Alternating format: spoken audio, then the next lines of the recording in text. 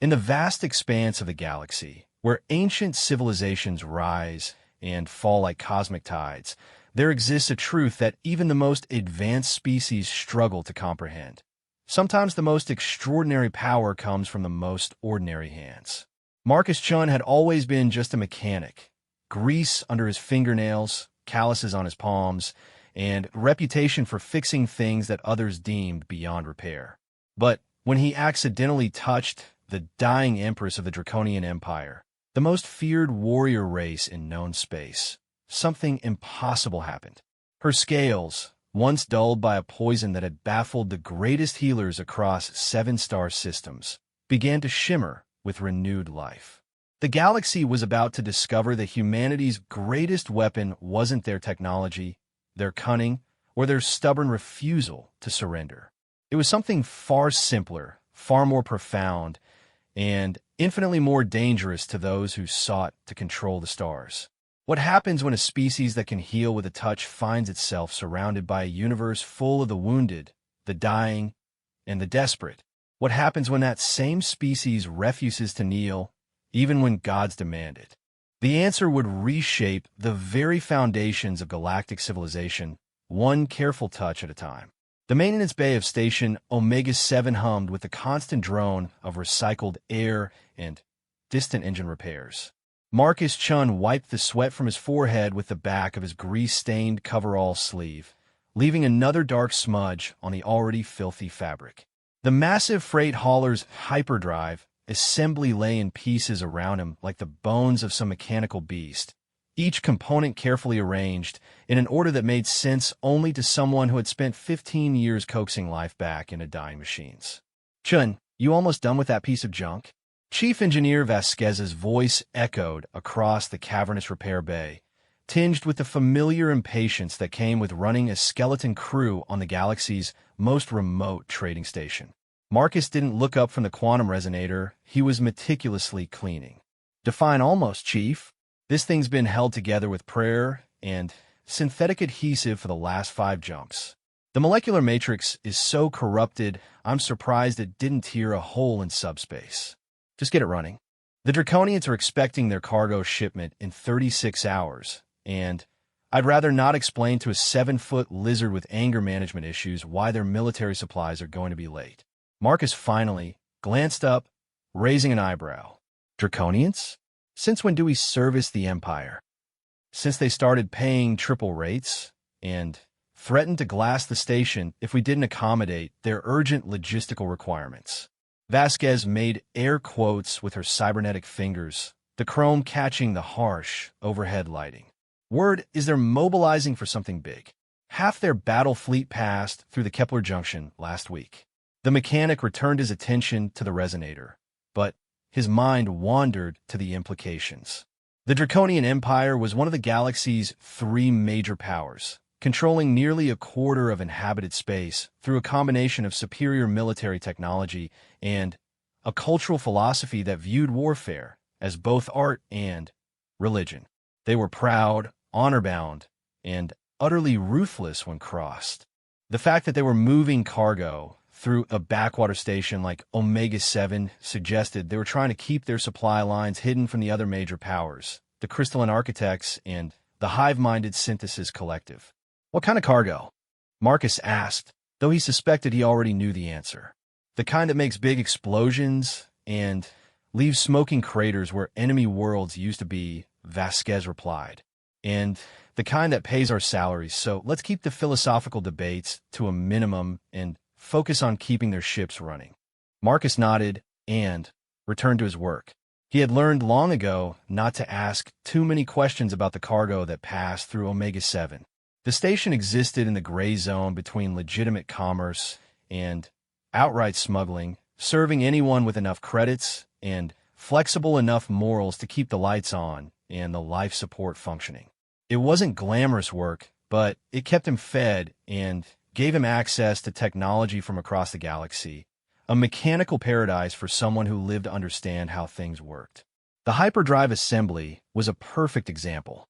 Most human-built ships used simple Alcubierre drives that folded space-time through brute force application of exotic matter. efficient, reliable, but crude by galactic standards.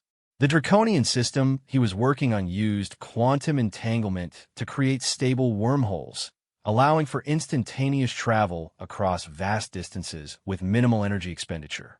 Elegant, sophisticated, and prone to catastrophic failure if so much as a single quantum state was misaligned. As he worked, Marcus found himself falling into the meditative rhythm that came with complex repairs. His hands moved with practiced precision, guided by an intuitive understanding of how each component related to the whole. It was more than just technical knowledge. It was a kind of mechanical empathy that allowed him to feel what was wrong with a machine and know exactly how to fix it. The resonator's quantum matrix was indeed corrupted, its crystalline structure showing the telltale signs of temporal displacement stress. Someone had been pushing this drive well beyond its safe operating parameters, forcing jumps that should have required days of preparation and cool-down time. The molecular bonds were strained to the breaking point, held together by little more than quantum uncertainty and sheer stubborn refusal to collapse completely. Marcus smiled despite himself. He had always admired machines that refused to give up, that kept functioning long after any reasonable engineer would have declared them dead. There is something fundamentally human about that kind of stubborn persistence, even when it showed up in alien technology.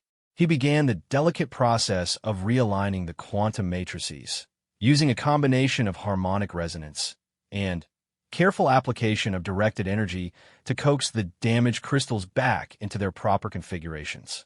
It was precision work that required absolute focus. A single mistake could cause a cascade failure that would turn the entire assembly into an expensive pile of quantum static. The work was interrupted by the deep rumble of massive engines echoing through the station's superstructure. Marcus paused in his calibrations and looked toward the main docking bay, where the amber warning lights indicated an incoming heavy transport.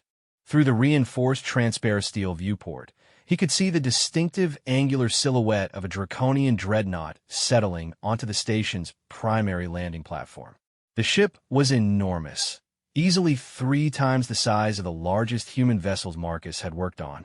Its hull was a masterwork of organic curves and aggressive angles, covered in scales that weren't just decorative. Each one was a sophisticated sensor array and defensive system. The overall effect was simultaneously beautiful and terrifying, like watching a mechanical dragon come to rest. "Looks like our clients are early," Vasquez observed, appearing beside Marcus with the silent efficiency that had made her one of the best engineers in the outer systems. "And they're flying their personal colors." Marcus squinted at the heraldic symbols displayed along the ship's hull. He wasn't expert in draconian politics, but he recognized the significance of the complex geometric patterns that seemed to shift and change as he watched. "That's not a cargo hauler." "No, it's not." Vasquez's voice carried a note of concern that made Marcus look at her more closely. "That's the personal transport of Empress Zarathul, Dragon of the Northern Reaches, Flame of the Void, and about 15 other titles that basically translate to person you don't want to annoy." "An empress?" "Here." Marcus set down his tools and stared at the massive ship. What could she possibly want with a maintenance station in the middle of nowhere? Before Vasquez could answer, the station's communications system crackled to life with a voice that seemed to carry the authority of entire worlds.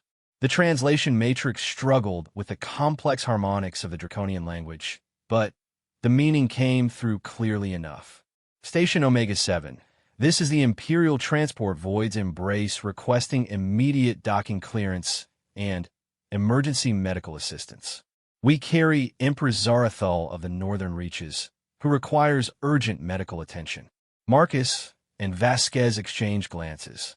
Emergency medical assistance was not something Omega 7 was equipped to provide, especially not for a member of the draconian royal family. The station's medical bay was designed to handle routine injuries and common illnesses among the diverse species that worked in interstellar commerce. Treating draconian physiology, especially someone of imperial blood, was far beyond their capabilities. Acknowledged Void's embrace came the voice of Station Controller Martinez over the comm system. You are cleared for emergency docking at Platform 7. Be advised that our medical facilities are limited. Understood. We require only a clean environment and basic life support. Our own medical staff will handle treatment protocols. The massive dreadnought settled onto the platform with surprising grace, its landing systems compensating for the station's relatively weak artificial gravity. Through the viewport, Marcus could see armored figures disembarking from the ship, draconian warriors in full battle dress, their movements efficient and purposeful. They formed a protective perimeter around the landing area, while medical personnel began unloading what appeared to be a portable life support chamber. "Chun, finish up that hyperdrive and get it installed," Vasquez ordered. "If we're hosting Imperial royalty, I want every system on this station running at peak efficiency." Marcus nodded and returned to his work, but found it difficult to concentrate. The presence of draconian nobility on Omega-7 was unprecedented, and the medical emergency added an element of danger that made everyone nervous. The Draconian Empire was known for its swift and brutal response to any perceived slight or failure. If something happened to their empress while she was on the station, he forced himself to focus on the quantum resonator, running through the final calibration sequence with practiced efficiency. The hyperdrive assembly was complex, but it followed logical principles that Marcus understood intuitively. Unlike politics and diplomacy, machines were honest. They either worked or they didn't, and when they broke, there was always a reason that could be discovered and corrected. The resonator's quantum matrix finally stabilized, its crystalline structure humming with perfectly aligned energy patterns. Marcus allowed himself a moment of satisfaction as he watched the diagnostic readings shift from amber to green across the board. The drive would be more efficient now than it had been when it was first installed, its quantum pathways optimized for maximum stability and minimal energy waste. As he began reassembling the hyperdrive, Marcus became aware of unusual activity in the station's corridors. Through the repair bay's internal viewports, he could see medical personnel rushing past with equipment he didn't recognize, sophisticated devices that seemed to incorporate both technology and what appear to be biological components. The Draconian medical team was setting up some kind of treatment facility in one of the station's larger cargo bays. "Chun, Martinez wants to see you in his office," Vasquez called from across the repair bay. Marcus looked up from a drive assembly, confused. "Me? What for?" "Didn't say." But he looked nervous, which means you should probably hurry. Station Controller Martinez's office was located in the administrative section of Omega-7, a cramped space filled with displays showing ship schedules, cargo manifests, and the dozens of other details required to keep a commercial space station functioning. Martinez himself was a thin, nervous man who had somehow managed to keep Omega-7 profitable despite operating in one of the galaxy's most lawless regions. "Ah, Chungood, sit down." Martinez gestured to a chair that had seen better days. "We have a situation, so I gathered. What does it have to do with me?" Martinez pulled up a holographic display showing the station's schematic. "The Draconians are requesting access to our maintenance facilities. Specifically, they want someone with experience in quantum systems to consult on a piece of equipment that's critical to their Empress's treatment." Marcus felt a cold knot form in his stomach. "I'm not a medical technician, Martinez. I fix hyperdrives and life support systems." "I know that, but apparently their medical equipment uses quantum resonance technology similar to what you work with every day. They need someone who understands how to calibrate quantum matrices without destabilizing the entire system. And if I screw up and their Empress dies?" Martinez's expression grew even more grim. "Then we all die, probably in very creative ways. The Draconians take family honor very seriously, especially when it comes to their royal family." Marcus stared at the station schematic, his mind racing through the implications. He was being asked to work on alien medical technology he had never seen before, with the life of one of the galaxy's most powerful individuals hanging in the balance. It was the kind of situation that had disaster written all over it in multiple languages. "What exactly is wrong with her?" he asked. They won't say, but from what I've observed, she's in some kind of stasis field that's designed to slow down whatever's affecting her. The problem is that the stasis generator is losing stability, and their own technicians can't recalibrate it without risking a complete system failure. Marcus rubbed his temples, feeling the beginning of a headache. And they think I can fix it? They've reviewed our personnel files. Apparently, you have a reputation for solving impossible technical problems. Martinez leaned forward, his expression earnest. Look, Chun, I know this isn't what you signed up for when you took this job. But right now, you might be the only person in this sector who can help them. And if you can't, he didn't need to finish the sentence. Marcus understood the stakes perfectly well. Omega-7 existed at the sufferance of powers much greater than itself. If the station became the place where Empress Zarathul died, it would also become a smoking ruin within hours of news reaching the Draconian homeworlds. All right, Marcus said finally. I'll take a look, but I want on record that I'm a mechanic, not a miracle worker. Noted, Martinez replied with obvious relief. They're waiting for you in Cargo Bay 12. The walk to Cargo Bay 12 felt like the longest journey of Marcus's life. The corridors of Omega-7 had been transformed into something resembling a military hospital, with draconian medical personnel moving purposefully between temporary treatment stations. The aliens were impressive in person, tall, graceful beings with scales that seemed to shift color based on their emotional state. Their movements were precise and economical, speaking to both natural grace and extensive military training. None of them spoke to Marcus as he passed, but he could feel their eyes tracking his movement. There was an intensity to their attention that made it clear they understood exactly who he was and why he was there. The weight of their expectations settled on his shoulders like a lead blanket. Cargo Bay 12 had been completely converted into a medical facility that looked like something from a science fiction dream. Holographic displays showed incomprehensible biological readouts, while machines that seemed part technology and part living organism hummed with quiet efficiency. At the center of it all was a stasis chamber that appeared to be grown rather than built, its organic curves pulsing with soft bioluminescent light. Inside the chamber, Marcus could see the figure of Empress Zarathul herself. Even in stasis, she was magnificent. Her scales were deep emerald green with highlights of gold and silver, arranged in patterns that spoke of both natural beauty and careful genetic engineering. She was larger than the other draconians Marcus had seen, with a presence that was palpable even through the stasis field. But there was something wrong with her, areas where her scales had lost their luster, becoming dull and gray as if drained of life itself. "You are the human technician," a voice said behind him. Marcus turned to find himself facing a draconian in elaborate medical robes.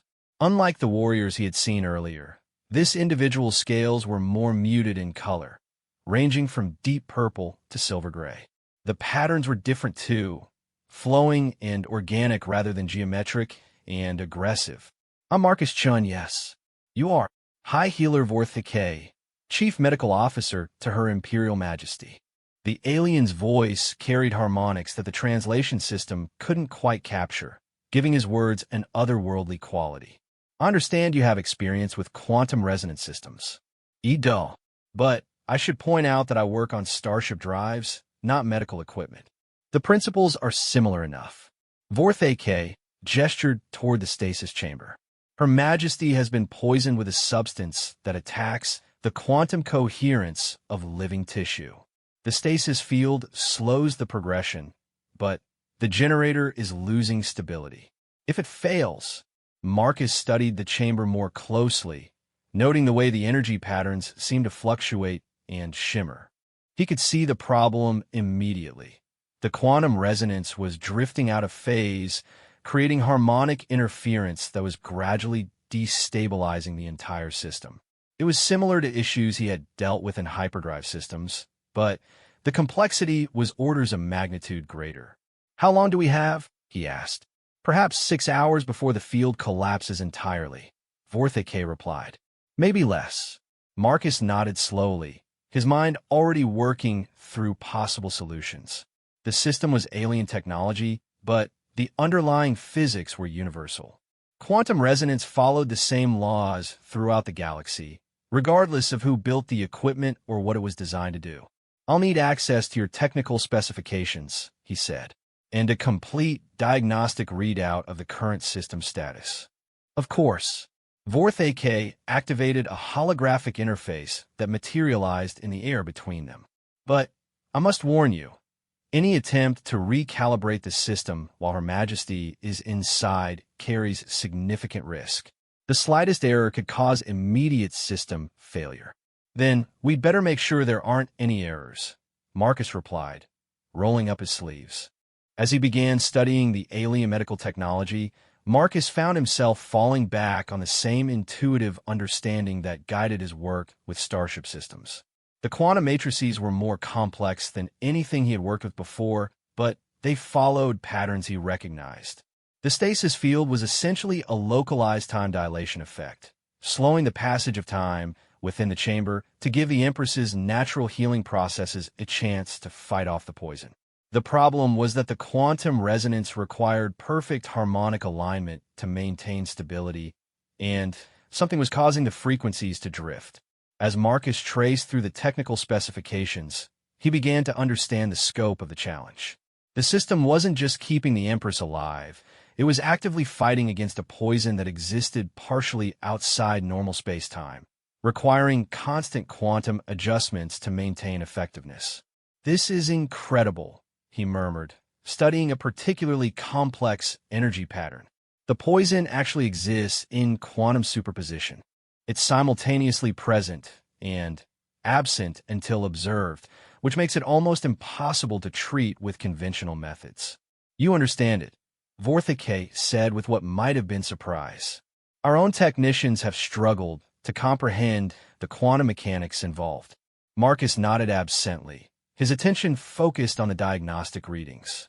"It's like trying to repair a hyperdrive while it's actively jumping through subspace.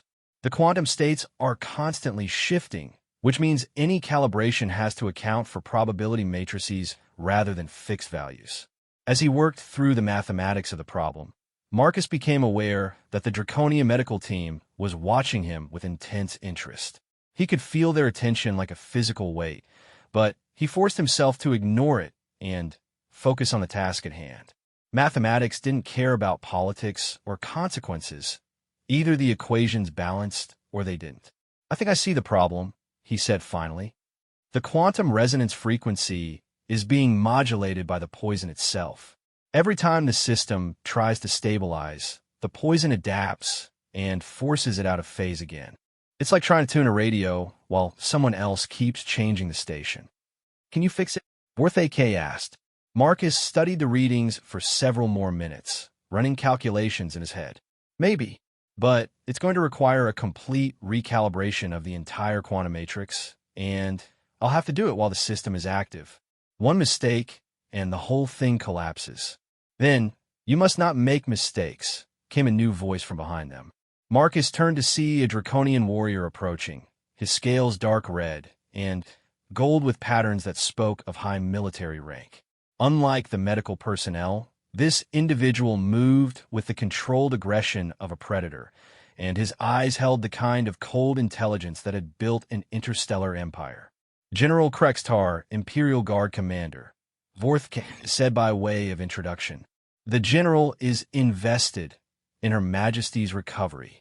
"Indeed I am," the general replied, his voice carrying harmonics that made Marcus's teeth ache.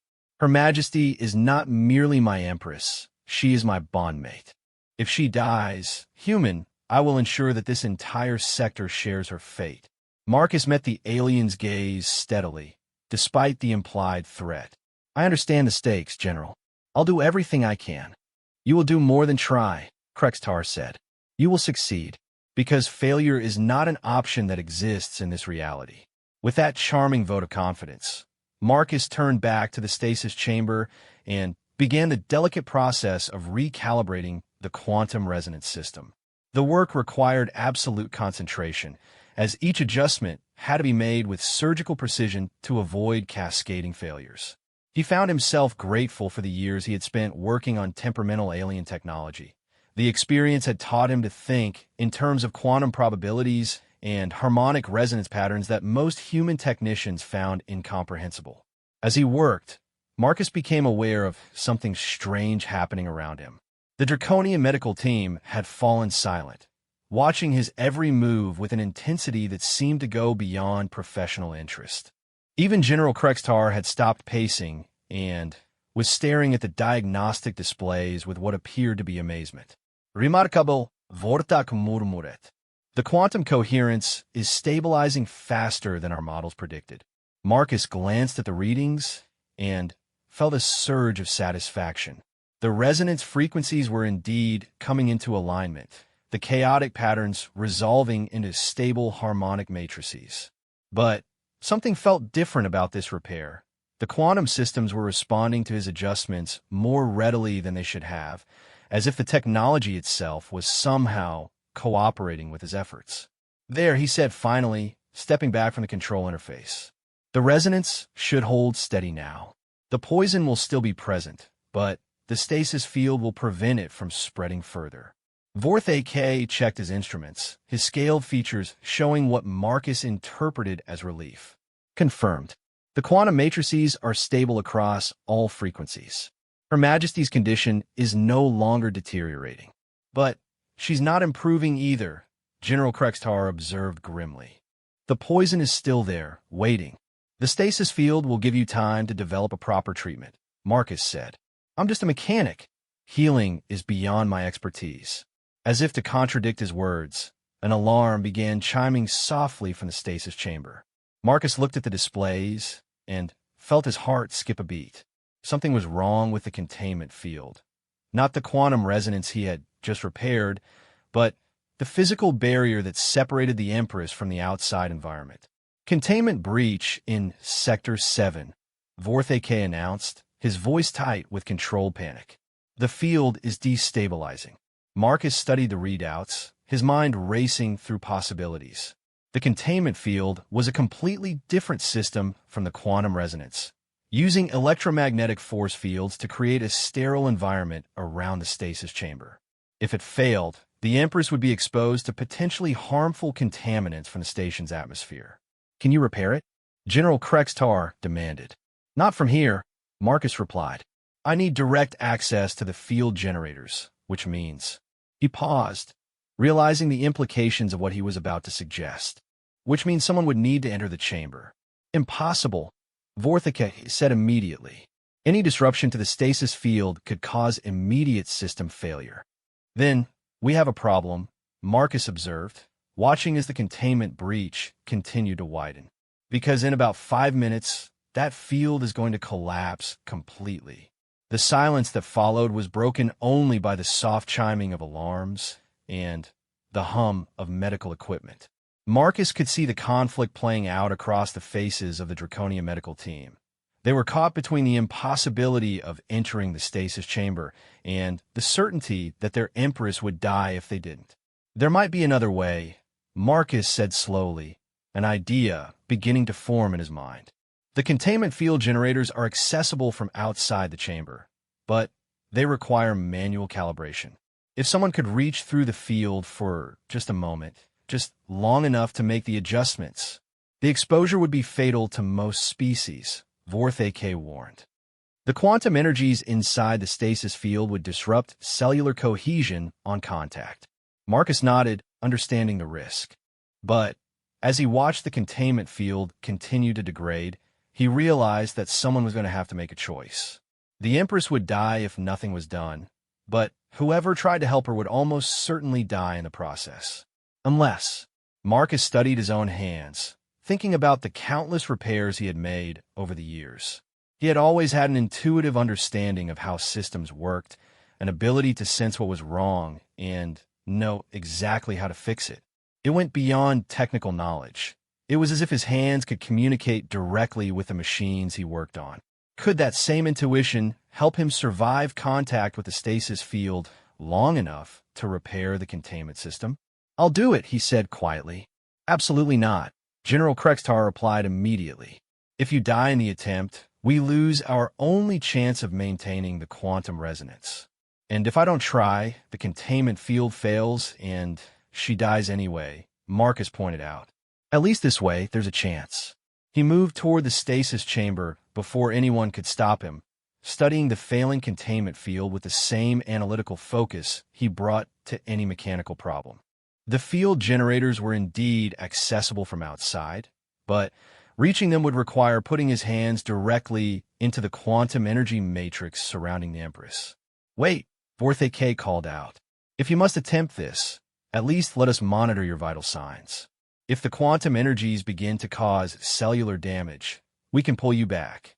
Marcus nodded and allowed the Draconian medical team to attach monitoring devices to his arms and chest.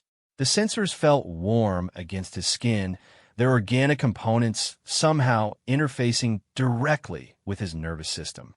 As he approached the stasis chamber, he could feel the quantum energies surrounding it like a tangible presence. Not painful exactly, but definitely alien. Ready? He asked, positioning his hands near the containment field generators. Proceed, General Krextar said grimly. And, human, thank you. Marcus took a deep breath and reached into the stasis field. The moment his hands made contact with the quantum energy matrix, something extraordinary happened. Instead of the cellular disruption that everyone expected, Marcus felt a surge of connection. The quantum energies didn't fight him.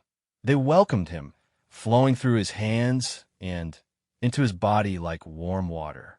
He could feel the stasis field responding to his presence, the chaotic energy patterns beginning to stabilize and align. But more than that, he could feel the Empress herself. Zarathal's consciousness was still active within the stasis field, her mind sharp and aware despite her body's suspended animation. Marcus could sense her pain, her frustration at being trapped in a prison of slowed time, her desperate desire to return to her people and her duties. The poison was like a cold shadow in her quantum signature, slowly but inexorably draining away her life force. Without really thinking about what he was doing, Marcus extended his awareness deeper into the stasis field.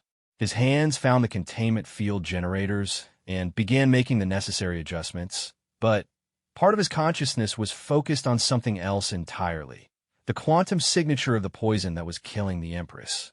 It was indeed partially outside normal space-time, existing in a state of quantum superposition that made it almost impossible to target with conventional treatments.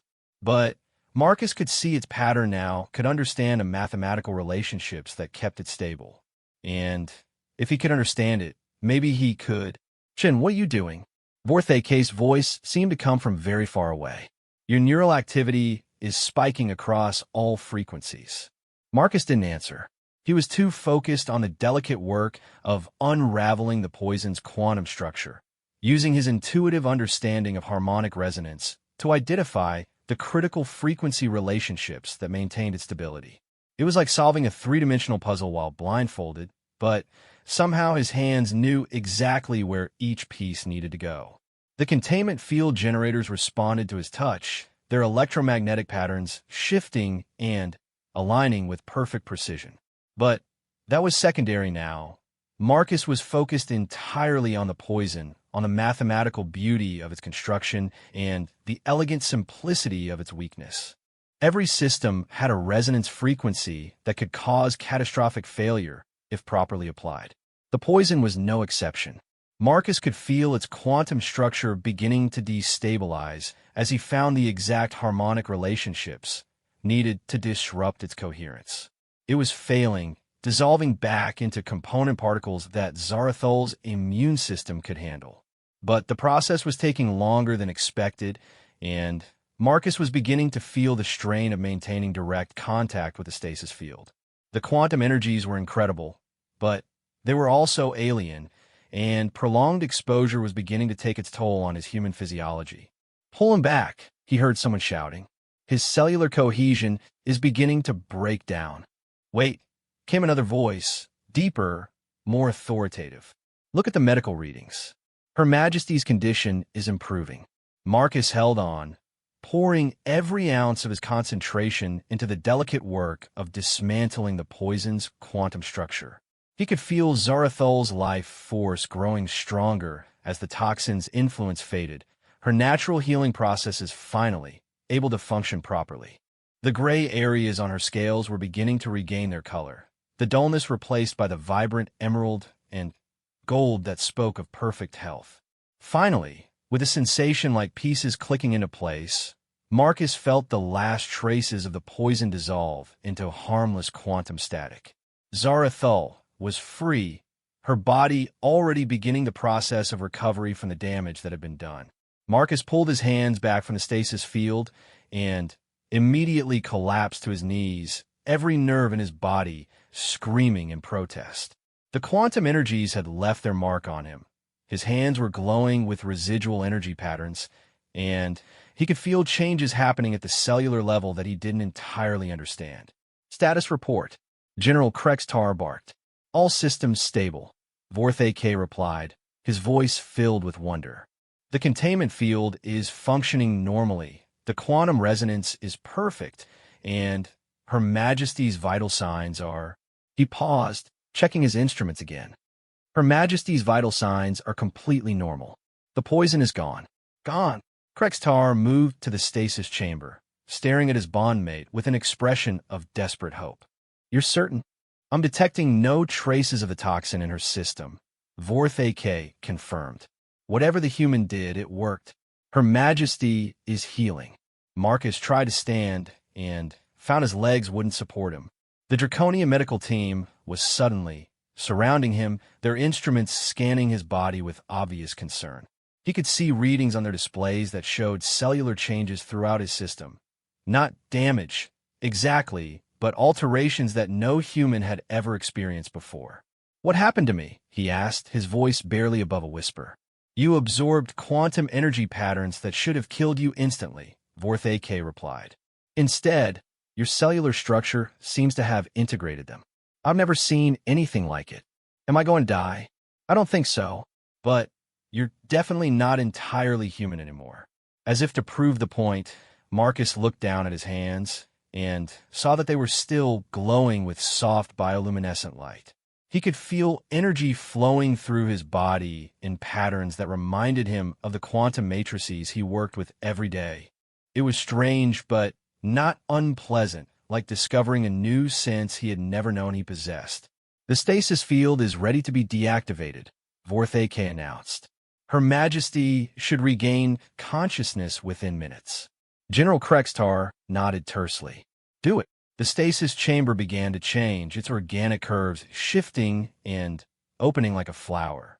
The quantum energies that had surrounded Empress Zarathul for hours began to dissipate, replaced by normal atmosphere and standard gravitational fields. As Marcus watched, the Empress's eyes opened for the first time since he had arrived on the station. Zarathul was even more magnificent conscious than she had been in stasis. Her scales had regained their full luster, shifting through patterns of green and gold that seemed to respond to her emotional state. When her gaze fell on General Krextar, the patterns became warmer, more intimate. When she looked at Marcus, they shifted to something else entirely, curiosity, perhaps, or recognition. My bondmate, she said, her voice carrying harmonics that made the air itself seem to vibrate. I dreamed I was dying. You were, Krextar replied, helping her sit up in the chamber. Poison from the Synthesis Collective. We brought you here for emergency treatment. And this human? Zarathul's attention remained fixed on Marcus. He is the one who healed me. It wasn't a question. Marcus found himself nodding anyway, though he wasn't entirely sure how she could know. I just fixed your medical equipment, Your Majesty. The healing was all you. No, she said firmly. I felt your touch, Marcus Chonaverth. I felt your life, force joining with mine, driving out the poison that would have claimed my life. You did something impossible today, which raises interesting questions, General Krextar observed. How does a human mechanic possess the ability to heal quantum poison? And what does this mean for the balance of power in the galaxy? Marcus struggled to his feet, still feeling the residual energy patterns flowing through his body. I don't know what happened, he said honestly, I just saw a problem and fixed it. Same as always. Same as always? Vorthike studied his medical readings with obvious fascination. Chun, your cellular structure has been fundamentally altered by exposure to quantum energies. You're not the same person who walked into this room. But I feel like the same person, Marcus protested. Do you? Empress Zarathul stood and approached him, moving with fluid grace despite having been near death only minutes before. Look at your hands, Marcus Chun. Tell me they feel the same as they did this morning. Marcus looked down at his still glowing hands and had to admit she had a point. He could feel energy flowing through them, patterns of quantum resonance that seemed to pulse in time with his heartbeat. It was as if he had become a living extension of the quantum systems he worked with every day. What does this mean? He asked. It means, said Empress Zarathul, that you have just become the most valuable person in the galaxy. The news of Empress Zarathul's miraculous recovery spread through the galaxy's communication networks faster than light could travel between systems. Within hours, every major power from the crystalline architects to the hive-minded synthesis collective had received reports of a human mechanic who possessed the impossible ability to heal quantum-based injuries. The implications were staggering, and the response was immediate. Marcus stood in Station Controller Martinez's office, watching the holographic displays that showed incoming ship signatures from across known space. The small maintenance station that had once been lucky to see a dozen ships per week was now the destination for an armada representing every major political faction in the galaxy. 17 architect crystalline vessels, 43 synthesis bioships, and what appears to be the entire Draconian Third Fleet, Martinez reported, his voice tight with barely controlled panic. Plus representatives from about 30 minor species that I can't even identify. They're all requesting docking privileges. And they're all coming for me, Marcus observed quietly, studying his still glowing hands. The bioluminescent patterns had grown more complex over the past few hours, creating intricate designs that seemed to respond to his thoughts and emotions. Can you blame them? Empress Zarathul entered the office without ceremony, her Imperial guards flanking her on either side. Despite having been near death less than 12 hours earlier, she moved with fluid confidence and an aura of barely contained power that made the small office feel cramped. You've demonstrated an ability that could revolutionize medicine, warfare, and the very foundations of galactic society. Martinez looked between the Empress and Marcus with obvious nervousness. Your Majesty, with respect, this station isn't equipped to handle this kind of diplomatic traffic. We don't have the facilities which is why we're leaving, Zarathul interrupted. Marcus Chun, I formally request that you accompany me to the Draconian homeworld, where we can better understand and protect your newfound abilities. Request. General Krextar raised an eyebrow that somehow managed to convey volumes about Draconian diplomatic protocol. Your Majesty, given the strategic implications of Chen's abilities, perhaps a more direct approach would be appropriate. I'm not going anywhere with anyone until I understand what's happened to me, Marcus said firmly. And I'm certainly not becoming anyone's strategic asset. Before anyone could respond, the station's communication system activated with an incoming message that carried the crystalline harmonics unique to the architects. The translation matrix struggled with the complex mathematical relationships that formed the basis of their language, but the meaning eventually came through. This is Geometric Prime, Nexus 771 of the Architect Collective, requesting immediate audience with the human-designated Marcus Chun. We offer alliance, protection, and access to computational resources beyond current human comprehension. Generous, Zarathul observed with what might have been amusement. The architects rarely acknowledge biological species as worthy of direct communication. The message was followed immediately by another, this one carrying the distinctive biorhythmic patterns of the Synthesis Collective. Human Marcus Chun, you have been selected for integration into the collective consciousness. Your unique abilities will be preserved and enhanced through biological merger with our network. Resistance will result in termination of your current biological pattern. Well, That's not ominous at all, Marcus muttered, feeling a chill run down his spine despite the warm energy flowing through his body. Martinez's hands were shaking as he monitored the incoming ship signatures.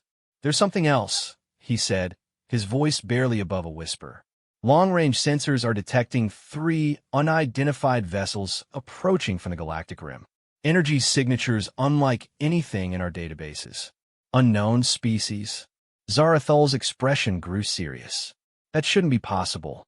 The Draconian Empire has mapped every inhabited system within 50,000 light-years. Unless they're not from inhabited space," Marcus suggested grimly. "Or they've been hiding until now." High Healer Vorthe K, who had been quietly monitoring Marcus's vital signs since the healing, looked up from his instruments with obvious concern. Chin's quantum resonance patterns are fluctuating in response to the approaching vessels. Whatever those ships are, they're affecting him directly. Marcus could feel it too, a strange tugging sensation in his chest, as if something was calling to him across the vast distances between stars. The energy patterns in his hands were shifting, becoming more complex and more intense with each passing minute. "We need to leave," he said suddenly. "Right now." "Impossible," General Krextar replied. "We're surrounded by hostile fleets. The moment we try to depart, they'll—" His words were cut off by an explosion that shook the entire station. Emergency klaxons began blaring as the lights flickered and went out, replaced by the harsh red glow of emergency illumination. Through the office's viewport, Marcus could see flashes of weapons fire as ships from different factions opened fire on each other in their eagerness to reach Omega-7 first. "So much for diplomatic solutions," Zarathul observed, drawing a weapon that seemed to be grown rather than manufactured. "Krextar, get us to the ship. Chun, stay close to me." "Wait," Marcus said, an idea beginning to form in his mind. "What if there was another way? What if I could use these abilities to get us out of here without having to fight through 3 different fleets?" "Explain," the Empress commanded, even as another explosion rocked the station. Marcus looked at his glowing hands, feeling the quantum energy patterns flowing through his body. "The healing, I didn't just fix your medical equipment. I somehow interfaced directly with quantum systems that should have been completely incompatible with human physiology. What if I could do the same thing with a starship's navigation systems?" Vorthe K's eyes widened as he understood the implications. "Quantum tunneling. You're suggesting you could create a direct jump to hyperspace without using conventional navigation computers." "It's impossible," Krextar stated flatly. "Hyperspace navigation requires precise mathematical calculations and quantum field alignment that takes hours to compute. For normal people, maybe," Marcus replied. "But I'm apparently not normal anymore." Another explosion, closer this time, made the decision for them. Through the station's communication system, they could hear panicked voices reporting hull breaches, system failures, and casualties from the battle raging outside. Omega-7 was being torn apart by forces far beyond its ability to handle. "We try it," Zarathul decided. "Better to die attempting the impossible than to sit here waiting for someone else to claim us." The journey to the Void's embrace was a nightmare of emergency lighting, damaged bulkheads, and terrified civilians trying to evacuate the station.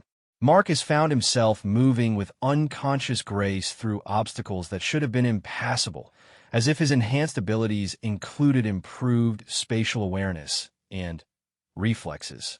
The energy patterns in his body seemed to anticipate danger, guiding him away from unstable sections and towards safe passages. "Chun, this way," Krextar called out, leading them through a maintenance tunnel that bypassed the main corridors where combat between various faction boarding parties was taking place. They emerged onto the docking platform to find the Void's embrace surrounded by Draconian warriors engaged in fierce combat with crystalline architect war forms and biomechanical synthesis constructs. The battle was horrific in its intensity. Energy beams that could slice through molecular bonds met force field that existed in 17 dimensions simultaneously, while living weapons adapted their tactics in real time to counter their opponent's strategies.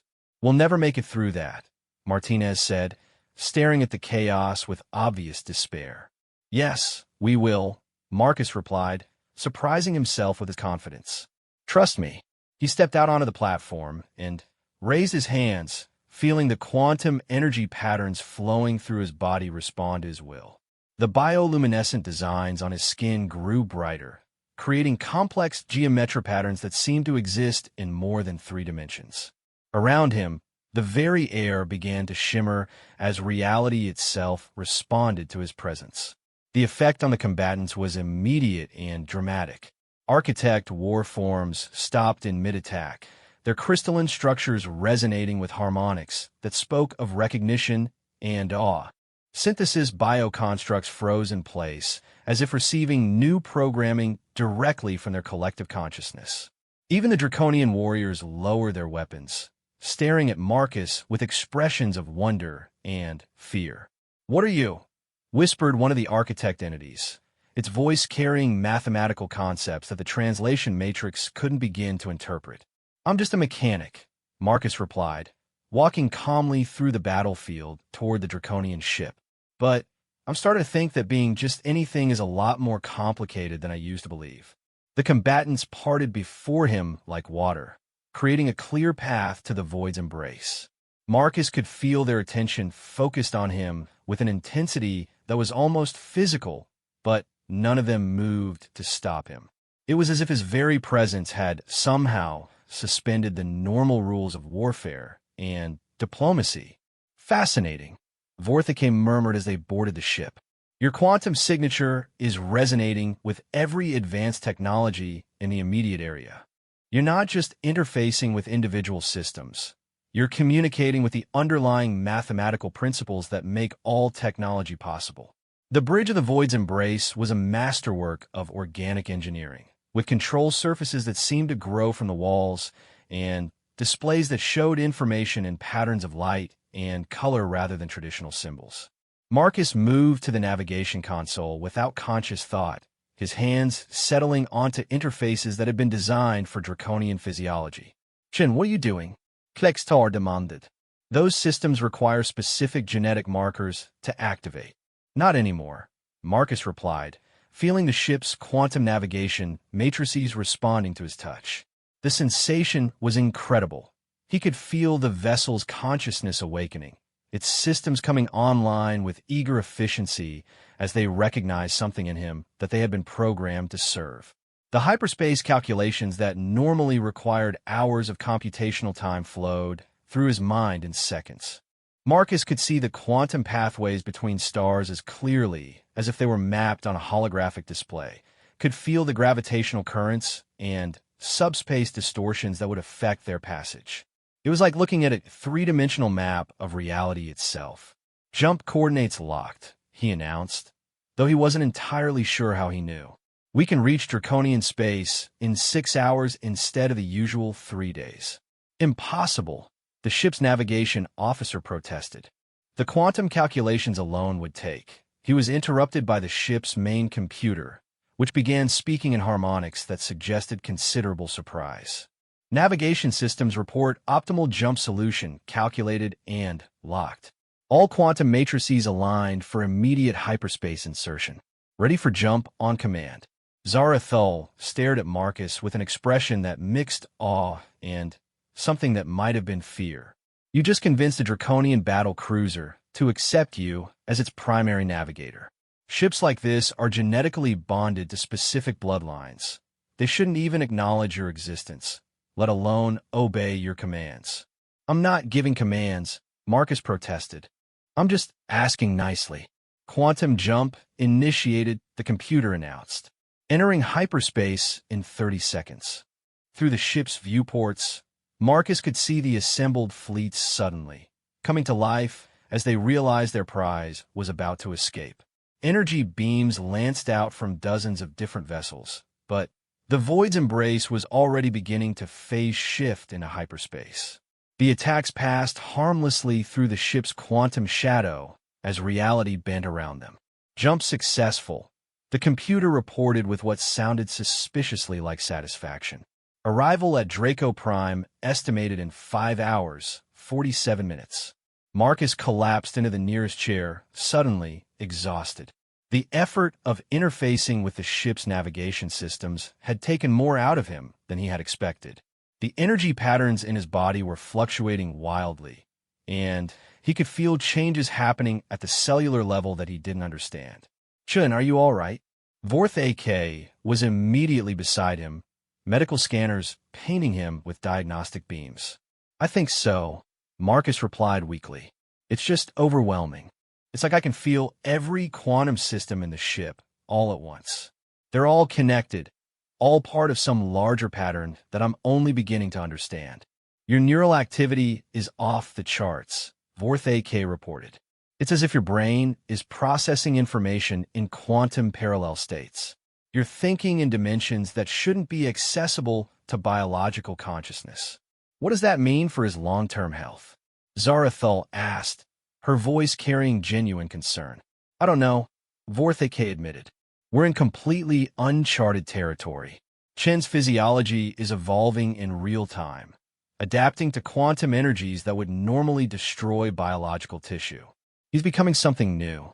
As if to emphasize the point, Marcus looked down at his hands and saw that the bioluminescent patterns had spread up his arms, creating intricate designs that pulsed in time with the ship's quantum drive.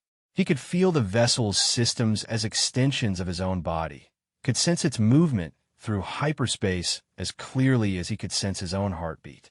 "The unknown ships," he said suddenly, remembering the vessels that had been approaching from the galactic rim. "Did they follow us?" General Krextar checked the tactical displays and frowned. No sign of pursuit from any of the known fleets.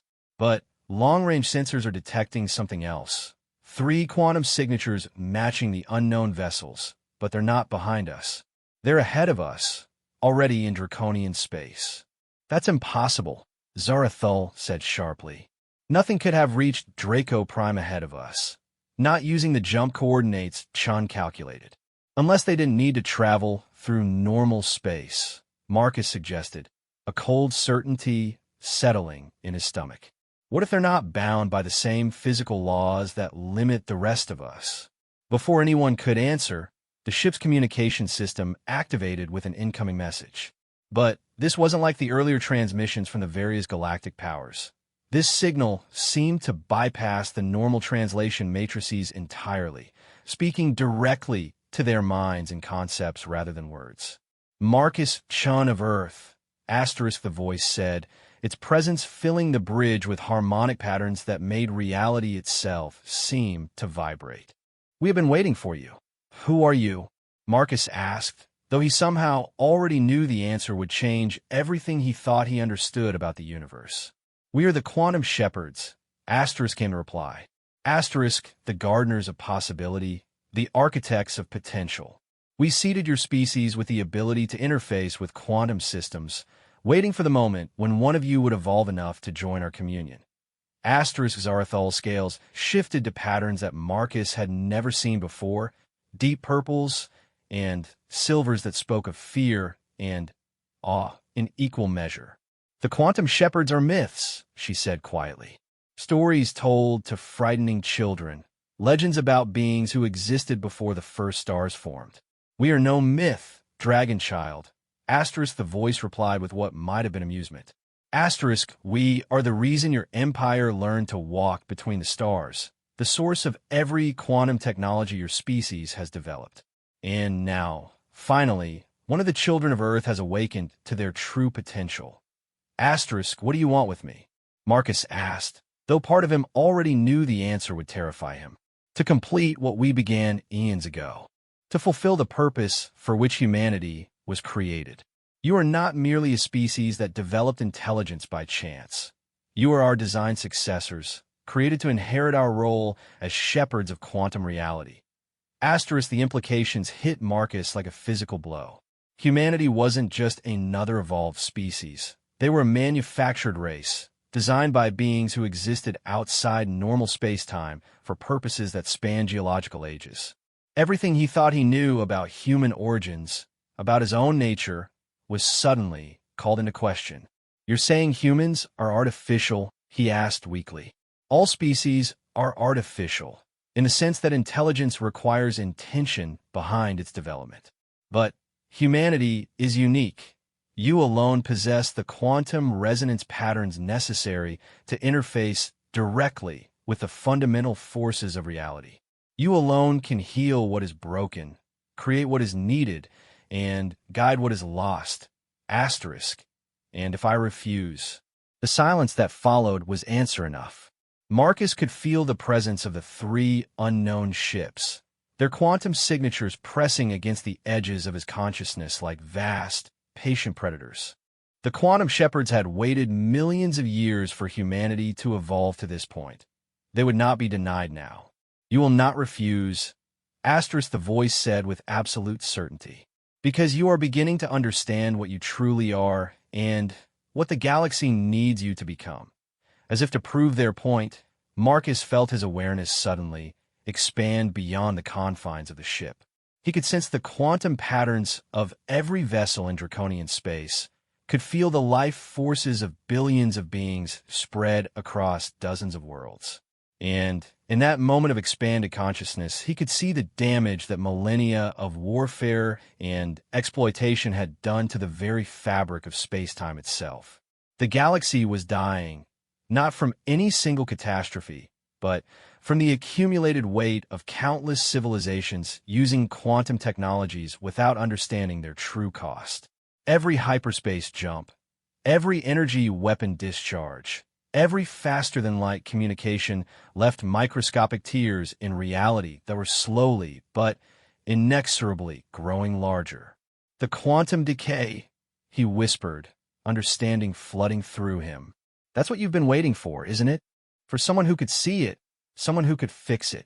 Now you begin to understand your purpose, asterisk, the voice confirmed. Asterisk, the galaxy has perhaps 1,000 years before the accumulated quantum damage reaches critical mass. When that happens, the barriers between dimensions will collapse, and reality itself will unravel into chaos. Asterisk. And you think I can stop it? We know you can. The healing you performed on the Dragon Empress was merely the first manifestation of abilities that run far deeper than you imagine. Given time and proper guidance, you could restore the quantum stability of entire star systems. Asterisk, Marcus felt the weight of cosmic responsibility settling on his shoulders like a mountain. The idea that he, a simple maintenance worker from a backwater space station, was somehow destined to save the galaxy from quantum collapse was so absurd it almost made him laugh. Almost. But he could feel the truth of it in the quantum patterns flowing through his body, could sense the vast potential that was still awakening within him. The healing of Empress Zarathul had been instinctive, almost accidental. What would he be capable of with training and understanding? The other species, he said suddenly. The architects, the synthesis collective, the Draconians, they don't know about the quantum decay, do they? They suspect something is wrong, but lack the perception to see the true scope of the problem. Their continued use of quantum technologies only accelerates the damage, creating a feedback loop that will eventually destroy everything they have built. Asterisk, so what you're proposing is that I become some kind of galactic repairman, going from system to system fixing quantum damage while somehow convincing entire civilizations to change the way they've lived for millennia. That is a somewhat simplified description, but essentially accurate. Asterisk, Marcus looked around the bridge of the void's embrace, taking in the faces of beings who had become, if not friends, then at least allies in the space of a single day. Empress Zarathul, who had trusted him with her life. General Krextar, who had threatened to kill him, but now looked at him with something approaching respect. High Healer Vorthike, whose scientific curiosity was balanced by genuine concern for Marcus's well-being. And what about them, he asked. What happens to the people I care about while I'm off saving the galaxy? They will be protected, asterisk, the voice assured him. Asterisk, the Dragon Empress has proven her worthiness through her willingness to trust you. She and her followers will serve as your guardians and companions as you learn to use your abilities. Asterisk, I don't want guardians, Marcus said firmly. I want partners, equals, people who choose to work with me because they believe in what we're doing, not because some cosmic entities decided it was their destiny.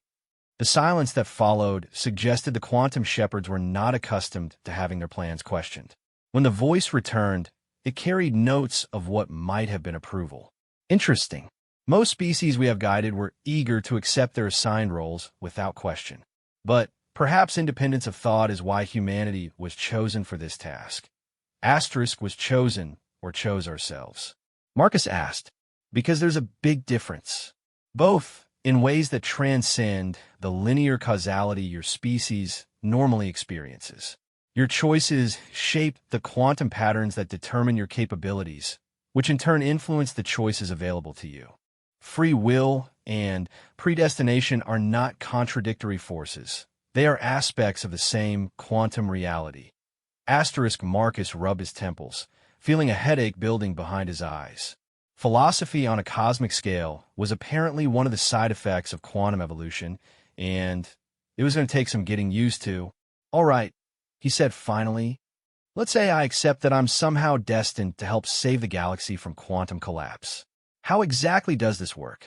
Do I just wave my hands and fix reality? Your training will begin immediately upon our arrival at Draco Prime. The Draconian Empire has facilities that can safely contain quantum energies while you learn to control your abilities.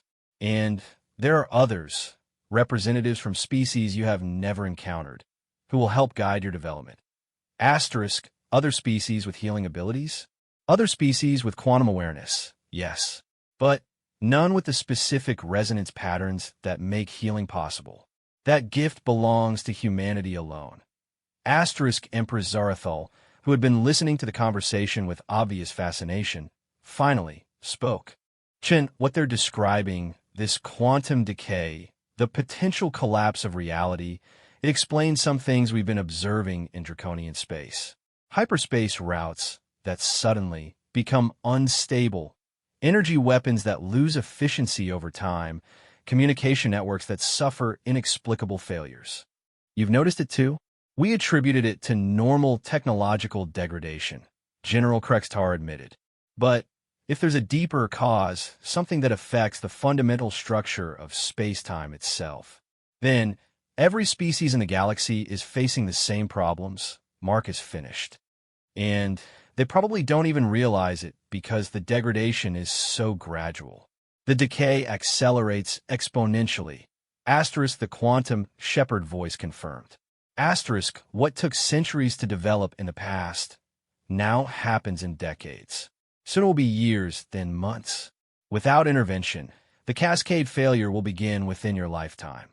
Asterisk Marcus felt a chill run down his spine. The idea of reality itself unraveling was terrifying enough without adding a specific timeline to the threat. Suddenly, his transformation from simple mechanic to cosmic repairman didn't seem like something that could be postponed or ignored. What do I need to do? He asked quietly. First, you must learn to control the quantum energies within your own body. Currently, your abilities manifest instinctively in response to immediate need. To heal the larger damage to space-time, you will need conscious, deliberate control over quantum resonance patterns. Asterisk. And after that, you will help us wake the others. Asterisk others. Did you think you were the only human to carry the quantum resonance genes? Your species numbers in the billions, spread across thousands of worlds. Most will never develop active abilities, but there are others, perhaps dozens, perhaps hundreds, who carry the potential for quantum awareness. Asterisk Marcus stared at the view screen showing the swirling patterns of hyperspace around them, trying to process the implications.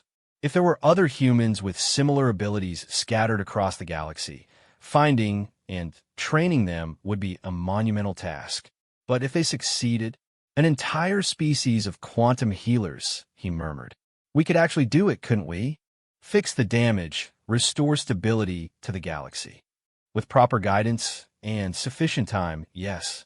But there are those who would oppose such efforts, species whose power depends on the current system, who benefit from the chaos and instability that quantum decay creates.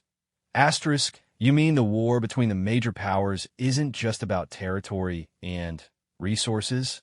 conflict creates opportunities for rapid technological advancement and social change. Some species have learned to profit from chaos, to harvest the quantum distortions created by warfare, and use them to enhance their own abilities. They will not welcome efforts to restore stability. Asterisk that explained a lot about galactic politics, Marcus realized. The constant state of tension between the Draconians, architects, and Synthesis Collective wasn't just the result of competing ideologies. It was a deliberately maintained system that some group was using to their advantage. Ooh, he asked. Who's benefiting from the chaos? But before the quantum shepherds could answer, the ship's navigation system announced their imminent arrival at Draco Prime. Through the view screen, Marcus could see the swirling patterns of hyperspace beginning to resolve into normal space-time, revealing the home system of the Draconian Empire in all its terrible beauty. Draco Prime was a world of perpetual storms and volcanic activity, its surface covered in cities that seemed to grow from the living rock itself. Massive orbital platforms surrounded the planet like artificial moons, their surfaces bristling with weapons arrays and docking bays for the Empire's vast fleet. It was a testament to the Draconian philosophy of strength through adversity, a civilization that had thrived in one of the galaxy's most hostile environments. "Welcome to my homeworld," Empress Zarathul said with obvious pride.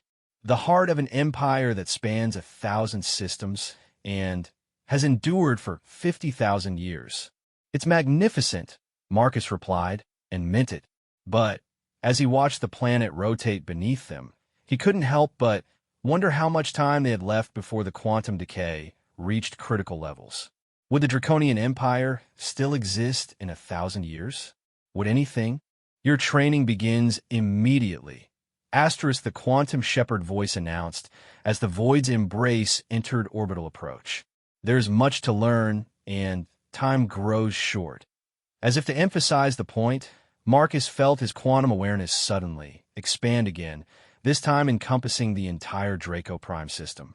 And in that moment of cosmic perception, he could see the hairline fractures spreading through the fabric of space-time itself, tiny flaws that would eventually grow large enough to tear reality apart.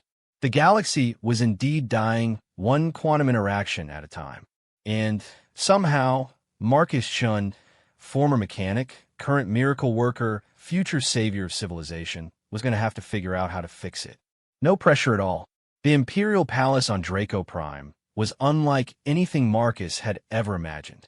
Built into the living rock of an active volcano, the structure seemed to grow from the planet itself, its organic architecture pulsing with bioluminescent patterns that responded to the emotional states of its inhabitants. Corridors flowed like arteries through the mountain, opening into vast chambers that defied conventional physics, their walls extending upward into darkness that somehow felt infinite. Marcus walked through these alien halls beside Empress Zarathul, still struggling to process the magnitude of what the quantum shepherds had revealed. The energy patterns in his body had continued to evolve during the journey to Draco Prime, spreading across his skin in increasingly complex designs that seemed to map themselves onto fundamental constants of reality. He could feel the palace's quantum systems responding to his presence, ancient technologies awakening that had been dormant for millennia. "The training facilities are in the deepest levels," Zarathul explained as they descended through corridors that spiraled down into the planet's core. "Built by my ancestors when they first learned to harness quantum energies. Most of the chambers haven't been opened in centuries. Our people lost the knowledge of how to activate them. But you think I can? I think, Marcus Chun, that you're becoming something that transcends the limitations my people thought were absolute." They emerged into a vast cavern that took Marcus's breath away. The chamber was kilometers across, its walls lined with crystalline formations that pulsed with inner light. At the center stood a complex of structures that seemed to exist in more than 3 dimensions, their surfaces covered in patterns that hurt to look at directly. The entire space hummed with quantum energies so intense that Marcus could feel them resonating in his bones. "The Quantum Forge," Zarathul said with obvious reverence. "Built 50,000 years ago by the first Draconian quantum engineers. Legend says it was designed to train individuals who could interface directly with the fundamental forces of reality. Marcus approached the nearest structure and felt his hands begin to glow more brightly in response. The quantum patterns in his body were resonating with frequencies built into the very architecture of the chamber. As he watched, symbols began appearing on the crystalline walls, mathematical equations, and dimensional diagrams that seemed to write themselves in response to his presence. "It's activating," he said in wonder. "I can feel it coming online after... How long has it been dormant?" 12,000 years, came a new voice from behind them. Marcus turned to see a figure approaching through the chamber's entrance. Tall and graceful like all draconians, but with scales that shifted through colors and patterns he had never seen before. The newcomer's movements carried an authority that made even Empress Zarathul straighten with respect. "Marcus Chan of Earth," the figure continued, "I am Quantum Master Tichisra, keeper of the ancient ways and last seeker of the deep mysteries. I have waited 300 years for someone capable of awakening the Forge." 300 years. Marcus stared at the ancient draconian with amazement. "How old are you?" "Old enough to remember when the quantum patterns first began to destabilize," Tichisra replied. "Old enough to have seen the early signs that something was wrong with the fundamental structure of reality. Not old enough, unfortunately, to have prevented the damage from spreading." As if to demonstrate the point, Tichisra gestured toward one of the chamber's walls. Marcus watched as a section of the crystalline surface flickered and distorted, reality seeming to bend and twist before snapping back to its proper configuration. "Quantum instability," the Quantum Master explained. "Small fractures in space-time that manifest as localized distortions. They're appearing with increasing frequency throughout draconian space, and our scientists have been unable to determine the cause." "I can see them," Marcus said quietly, extending his quantum awareness throughout the chamber. "Not just here, but everywhere. The entire galactic region is riddled with microscopic fractures." Tichisra's expression grew grim. Then the shepherds spoke truly. "The decay has progressed further than we feared." "You know about the quantum shepherds?" Marcus asked in surprise. "Ancient draconian texts speak of beings who existed before the first stars formed, entities who claim to be the architects of quantum reality itself. Most scholars considered them mythological, but there were always those of us who suspected otherwise. And now I have met a human who can heal quantum poison with a touch and activate technology that has been dormant since before recorded history. The myths, it would appear, were historical records." The Quantum Forge continued to respond to Marcus's presence, its systems coming online with increasing complexity. Holographic displays began materializing in the air around them, showing three-dimensional models of quantum structures that seemed to exist in 11 different dimensions simultaneously. The mathematics involved were beautiful, but utterly incomprehensible to normal consciousness. "This is your classroom," Tichisra announced. "Here you will learn to understand the quantum forces flowing through your body, to control them consciously rather than relying on instinct alone." "How long will that take?" Marcus asked, studying the impossibly complex displays surrounding them. "For a normal individual, centuries of study and meditation.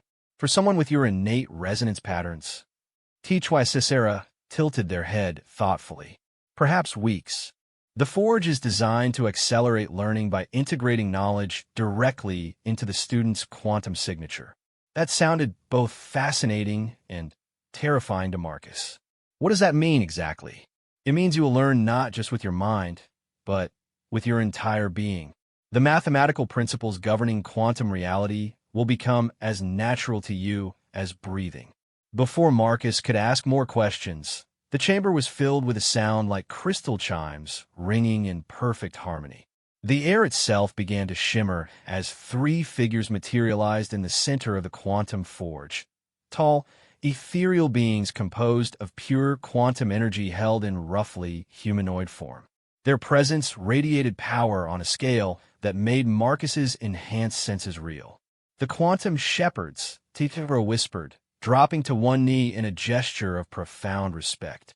Even Empress Zarathul bowed her head, acknowledging beings whose existence transcended normal concepts of mortality and power. Marcus Chun of Earth, Asterisk the central figure, spoke directly into his mind. Are you prepared to begin your education? I'm not sure anyone could be prepared for this. Marcus replied honestly. But I'm willing to try. Good. Understanding comes through experience, not preparation. Your first lesson begins now. Asterisk without warning, Marcus's consciousness was suddenly pulled from his body and cast into what felt like the quantum substrate underlying reality itself. He found himself existing as pure awareness in a space that wasn't really space, surrounded by the fundamental forces that shaped the universe. He could see the strong and weak nuclear forces as currents of energy, feel gravity as a gentle curve in the fabric of space-time, and perceive electromagnetic radiation as a symphony of light and information. But, most importantly, he could see the damage. The quantum decay was far worse than he had imagined. What had appeared as tiny fractures from his limited human perspective were actually vast wounds in the structure of reality, growing larger with each passing moment. The accumulated damage from millions of years of quantum technology use had created cascade effects that were accelerating exponentially. Entire regions of space-time were becoming unstable, their fundamental constants shifting in ways that would eventually make life impossible. Now do you understand the scope of the problem? Asterisk the Quantum Shepherd asked. It's not just about healing individual injuries or fixing broken machines, Marcus realized with growing horror. The entire universe is coming apart at the quantum level. Precisely. And it cannot be repaired using the same technologies that caused the damage. Only beings who can interface directly with quantum forces, who can heal rather than exploit, have any hope of reversing the decay. Asterisk Marcus tried to absorb the magnitude of what he was being told. The responsibility wasn't just enormous. It was literally cosmic in scope. The survival of every intelligent species in the galaxy depended on his ability to learn quantum manipulation techniques that transcended current scientific understanding. Show me how, he said simply. What followed was an education unlike anything that had ever been attempted in the history of the galaxy. The quantum shepherds didn't teach through words or demonstrations. They directly integrated knowledge into Marcus's expanding consciousness, allowing him to experience the mathematical relationships that governed reality from the inside out. He learned to perceive quantum states as geometric patterns existing in 11-dimensional space, to understand how particle interactions created the frameworks that supported matter and energy. He experienced the birth and death of virtual particles, felt the subtle influences that quantum fields exerted on the behavior of atoms and molecules. Most importantly, he began to understand how consciousness itself could influence quantum systems through focused intention and precise resonance patterns. The process was overwhelming and exhilarating in equal measure. Marcus felt his human limitations being systematically dismantled and rebuilt on a quantum foundation that allowed for capabilities he had never imagined.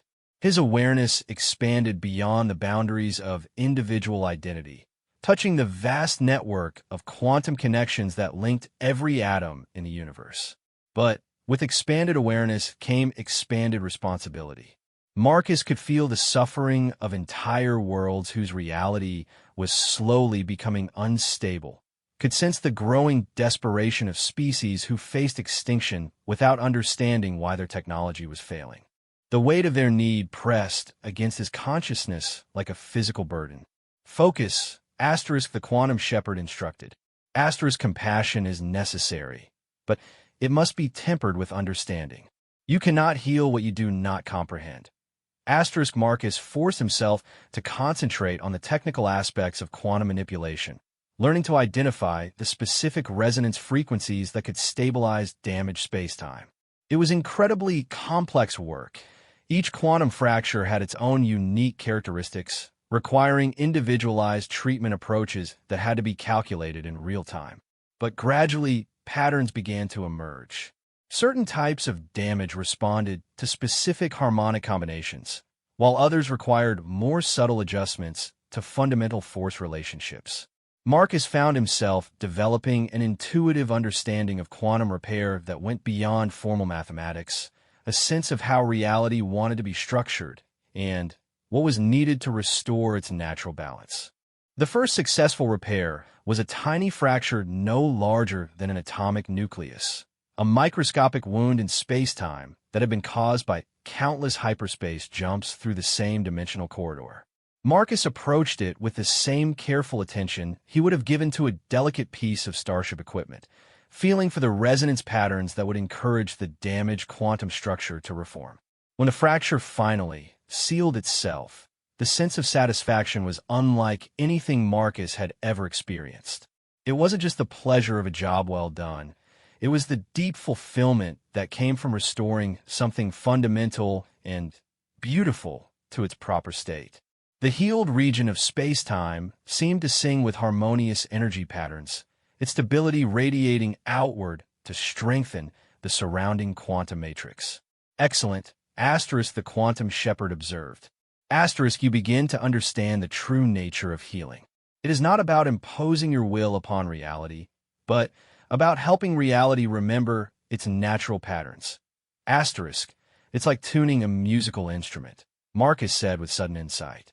The quantum structures want to be in harmony, but they've been knocked out of alignment by external forces. A crude but accurate analogy. Reality has preferred configurations, states of minimum energy and maximum stability.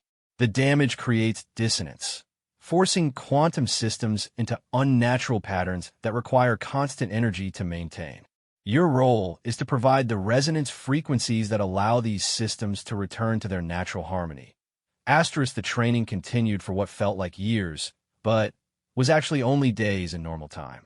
The Quantum Forge's temporal manipulation systems allowed for accelerated learning experiences that compressed months of study into hours of subjective time.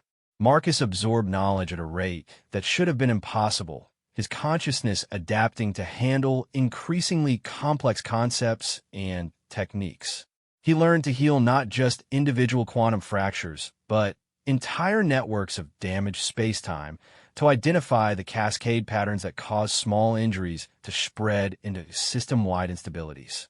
He practiced on synthetic damage created by the Forge's simulation systems, gradually working up to larger and more complex problems. But the real test came when Quantum Master HFY presented him with a genuine problem from the outside world. The Kepler junction, the ancient Draconian explained, activating a holographic display that showed a region of space where multiple hyperspace routes intersected. One of the galaxy's most important transportation hubs, connecting 17 different star systems. Over the past century, ships passing through the junction have been experiencing increasing numbers of navigation failures and hyperspace anomalies. Marcus studied the display, his enhanced perception immediately identifying the problem. The junction was riddled with quantum fractures caused by millions of years of intensive hyperspace traffic. The accumulated damage had reached a critical threshold where each new ship passage created additional instabilities, setting up a feedback loop that would eventually make the entire region impassable. How long before complete collapse? He asked. Our models predict total navigation failure within 5 years, HFY replied grimly. When that happens, 17 star systems will be effectively cut off from galactic civilization.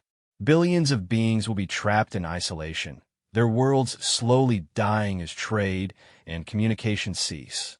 Marcus nodded, understanding the stakes. The Kepler junction was more than just a transportation hub. It was a vital component of galactic civilization's infrastructure. Its loss would trigger economic collapse across multiple sectors, leading to wars, famines, and social breakdown on a scale that hadn't been seen for millennia. I'll need to go there, he said finally. This kind of damage can't be repaired remotely. Absolutely not, Empress Zarathul interjected. The junction is in disputed space, claimed by both the architects and the Synthesis Collective. Any attempt to enter the region with a Draconian vessel would trigger a shooting war. Then, we don't go in a Draconian vessel, Marcus replied. We use something neutral, something that won't be seen as a threat. Such as, Marcus smiled, remembering his origins. A maintenance ship. Just a simple repair crew responding to reports of navigation anomalies. The plan that emerged over the following hours was elegantly simple. Marcus would travel to the Kepler Junction aboard a disguised maintenance vessel, accompanied by a small team of specialists who could provide technical support and protection if needed. The ship would be registered as an independent contractor hired to investigate the navigation problems, giving them legitimate reason to be in the area. The crew would consist of Marcus, High Healer Vortheke for medical support, a small team of Draconian engineers, and, to his surprise, Quantum Master Titwisisura. You're coming with us? Marcus asked when the ancient Draconian announced their intention to join the mission. I have studied quantum theory for 300 years, Titwisisura replied. But I have never seen quantum healing performed on this scale. The opportunity to observe and potentially assist in such work is worth any risk. The maintenance ship's steady hand was a masterpiece of deliberate mediocrity, old enough to avoid attracting attention, small enough to pose no military threat, and equipped with the kind of basic repair systems that could be found on any commercial vessel. Its quantum signature was carefully tuned to match thousands of similar ships operating throughout the galaxy, making it effectively invisible to the surveillance networks maintained by the major powers. As they departed Draco Prime, Marcus found himself thinking about how much his life had changed in just a few weeks. A month ago, he had been a simple mechanic working on a backwater space station, concerned with nothing more challenging than hyperdrive repairs and life support maintenance. Now he was the galaxy's only hope for preventing the collapse of reality itself. The transition felt surreal, but the quantum energy patterns flowing through his body reminded him constantly of his new nature. He was no longer entirely human, no longer bound by the limitations that had once defined his existence. The question was whether he was becoming something better or something completely alien to his own species. Approaching the Kepler Junction, announced the ship's pilot, a young Draconian named Vextar whose scales had been artificially dulled to make him appear less military. Sensors are detecting multiple quantum anomalies throughout the region. Marcus extended his awareness into the surrounding space and immediately recoiled from what he perceived. The quantum damage at the junction was far worse than the computer models had predicted. The entire region was a maze of fractures and instabilities, with reality itself seeming to flicker and shift like a damaged hologram. Ships passing through the area were literally taking their chances with the fundamental forces of the universe. This is worse than we thought, he said grimly. The cascade failure has already begun. We're looking at maybe months before total collapse, not years. Can you fix it? Vortheke asked. Marcus studied the damage patterns more closely, his enhanced perception mapping the complex network of quantum injuries that had accumulated over millennia. The work would be incredibly delicate. One mistake could trigger a catastrophic failure that would destroy everything within light years of the junction. I can try, he said finally, but I'm going to need to work from inside the most damaged region, and that means taking the ship directly into the quantum instability field. That's suicide, Vextar protested. The navigation computers can't maintain stability in that kind of environment. We'd be torn apart by dimensional stress. Not if I'm interfacing with the navigation systems, Marcus replied. The quantum patterns in my body should allow me to maintain ship coherence even in the damaged regions. It was a dangerous plan, but the alternatives were worse. If they couldn't stabilize the junction from the inside, the best they could hope for was to delay the inevitable collapse by a few years. And with quantum decay accelerating throughout the galaxy, those years might be crucial for finding and training other humans with similar abilities. The journey into the heart of the quantum storm was unlike anything Marcus had ever experienced. Reality itself seemed to bend and twist around them as they passed through regions where space-time had been damaged by millions of hyperspace transits. The ship's hull groaned under stresses that existed in dimensions normal matter shouldn't be able to access, while the navigation computers struggled to maintain coherent position calculations in a region where position itself was becoming a relative concept. But Marcus could feel the ship responding to his quantum resonance, its systems accepting his guidance even when conventional physics suggested they should fail. He found himself navigating by instinct and mathematical intuition, following quantum currents that existed below the level of normal sensor detection. There, he said finally, pointing to a region of space that looked empty to normal perception. The primary cascade node. That's where the original damage occurred, and it's been spreading outward from there for millennia. Through his enhanced awareness, Marcus could see the ancient wound in space-time, a massive quantum fracture caused by some long-forgotten catastrophe that had torn reality open and never properly healed. The junction's hyperspace routes all pass through or near this damaged region, each transit adding stress to an already unstable quantum matrix. Beginning repair sequence, Marcus announced, placing his hands on the ship's quantum interface systems. What followed was the most complex and delicate work Marcus had ever attempted. The cascade node wasn't just a single fracture. It was a network of interconnected quantum injuries that had been reinforcing each other for millions of years. Healing one section without destabilizing the others required calculations that existed in 11 dimensions simultaneously, with variables that changed faster than light could travel between points. Marcus found himself existing partially outside normal time as he worked. His consciousness split between multiple quantum states that allowed him to perceive the damage from every possible angle. The mathematics involved were beautiful and terrifying, describing relationships between force and matter that most species couldn't even conceptualize. Gradually, slowly, the ancient wound began to close. Marcus felt reality reasserting its natural patterns, quantum structures remembering their preferred configurations, and settling into stable harmonic relationships. The cascade node that had been spreading instability throughout the region for eons was finally beginning to heal. But the effort was taking everything he had. Marcus could feel his consciousness beginning to fray at the edges as he pushed his abilities to their absolute limits. The quantum energies flowing through his body were approaching critical levels, threatening to tear apart the cellular structures that still anchored him to his human origins. Chun, your vital signs are becoming erratic, Vorth AK warned. You need to stop before you cause permanent damage to yourself. Almost there, Marcus gasped, pouring the last of his strength into sealing the deepest fractures. Just need to stabilize the harmonic matrix. And then, with a sensation like the universe itself sighing in relief, the cascade node finally achieved quantum equilibrium. The ancient wound sealed completely, its damaged structures reforming into patterns of incredible beauty and stability. The healing spread outward through the surrounding space-time matrix, closing secondary fractures and reinforcing weak points throughout the entire junction region. Marcus collapsed, his consciousness snapping back to normal space-time with jarring suddenness. The quantum energy patterns in his body were flickering and unstable, his enhanced abilities temporarily exhausted by the massive effort of healing damage that had accumulated over geological timescales. Status report, he whispered weakly. All quantum anomalies in the junction region are resolving, HFY Stories announced, studying the sensor readings with obvious amazement.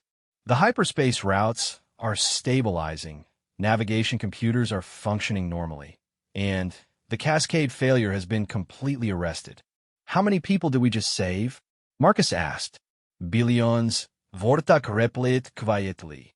The economic collapse from losing the Kepler junction would have affected hundreds of star systems. You prevented a catastrophe that could have destabilized entire sectors of galactic civilization. As they made their way back to draconian space, Marcus found himself thinking about the implications of what he had accomplished. The healing of the Kepler junction proved that large-scale quantum repair was possible, but it had also shown him the true scope of the challenge he faced. If repairing a single transportation hub had nearly killed him, how could he hope to heal the damage affecting the entire galaxy? The answer, he realized, lay in the Quantum Shepherd's plan to awaken other humans with similar abilities. One person, no matter how powerful, couldn't repair all the quantum damage that had accumulated over millions of years. But a coordinated effort by dozens or hundreds of quantum healers might actually succeed. The question was whether they could find and train enough people before the cascade failures reached critical mass throughout the galaxy, and whether the forces that profited from chaos and instability would allow them to succeed. As if summoned by his thoughts, the ship's communication system activated with an incoming message that carried harmonics Marcus didn't recognize. The signal seemed to bypass normal translation protocols, speaking directly to quantum resonance patterns rather than conventional language structures. Impressive work, young healer, asterisk the voice said, its presence carrying undertones of vast intelligence and barely controlled power. But did you think we would allow you to continue unchallenged? Who is this? Marcus demanded, though the alien harmonics in the message made his enhanced senses recoil instinctively. We are the Entropy Syndicate, asterisk came to reply. Asterisk the architects of beneficial chaos, the shepherds of profitable instability. Your healing abilities represent a threat to the order we have spent millennia creating. Asterisk, order built on the suffering of entire civilizations. Marcus replied angrily. Order maintained by deliberately preventing people from solving problems that could be fixed. Order that provides purpose and meaning to species that would otherwise stagnate in peaceful mediocrity. Conflict drives evolution, young healer. Struggle creates strength. You seek to rob the galaxy of the very forces that made it great. Asterisk before Marcus could respond. The communication channel closed, leaving the bridge of the steady hand in tense silence. But the message's implications were clear. The mysterious forces that had been maintaining galactic instability for their own benefit were now aware of his activities and intended to stop him. The war for the future of reality itself was about to begin. 2 years into the greatest recruitment mission in galactic history, Marcus Chen found himself standing in the observation deck of the starship Quantum Harmony, watching the birth of something unprecedented in the known universe. Below them, orbiting a neutron star whose gravitational field provided perfect quantum isolation, floated the first Academy for Dimensional Healing, a massive space station that served as both training ground and sanctuary for the growing number of human quantum healers. The Academy was a marvel of cooperative engineering, built jointly by the Draconian Empire, reformed entropy entities, and even some progressive factions from the Architect and Synthesis collectives. Its design incorporated healing principles directly into its structure, with corridors that flowed like arteries and chambers that pulsed with bioluminescent patterns synchronized to the quantum frequencies of their occupants. 47 active healers, Marcus said quietly, reviewing the roster on his personal display, with 12 more showing strong potential and another 38 in preliminary training. Not bad for 2 years' work. Empress Zurathul, who had become his closest ally and confidant during the long recruitment missions, joined him at the observation window. Her scales now carried permanent patterns of gold and silver, marks of honor that the Draconian military reserved for those who had performed services of cosmic significance. Not bad, she said with amusement. Marcus, you've created the first multi-species educational institution in galactic history. Half the governments in known space are demanding diplomatic representation here, and the other half are demanding we shut down completely. Marcus replied with a rueful smile. The Rigelian Commerce Guild is still claiming that quantum healing violates their exclusive contracts for hyperspace maintenance services. Let them complain. The universe is changing whether they approve or not. Marcus nodded, but his expression remained thoughtful as he watched the training exercises taking place in the Academy's central chamber. A group of newly awakened healers was practicing basic quantum resonance techniques under the guidance of Quantum Master Tifasura their individual abilities beginning to harmonize in ways that created emergent phenomena none of them could achieve alone. It had taken him months to understand that human quantum healing abilities weren't just individual talents. They were components of a larger network effect that became exponentially more powerful when multiple healers worked in coordination. A single human could repair minor quantum fractures. Two working together could heal moderate space-time instabilities. But 5 or more humans with fully developed abilities could accomplish feats that rivaled the cosmic engineering of the quantum shepherds themselves. Speaking of changing universes, Zarathul continued. What's the latest report from the Kepler junction? Completely stable, Marcus replied with satisfaction.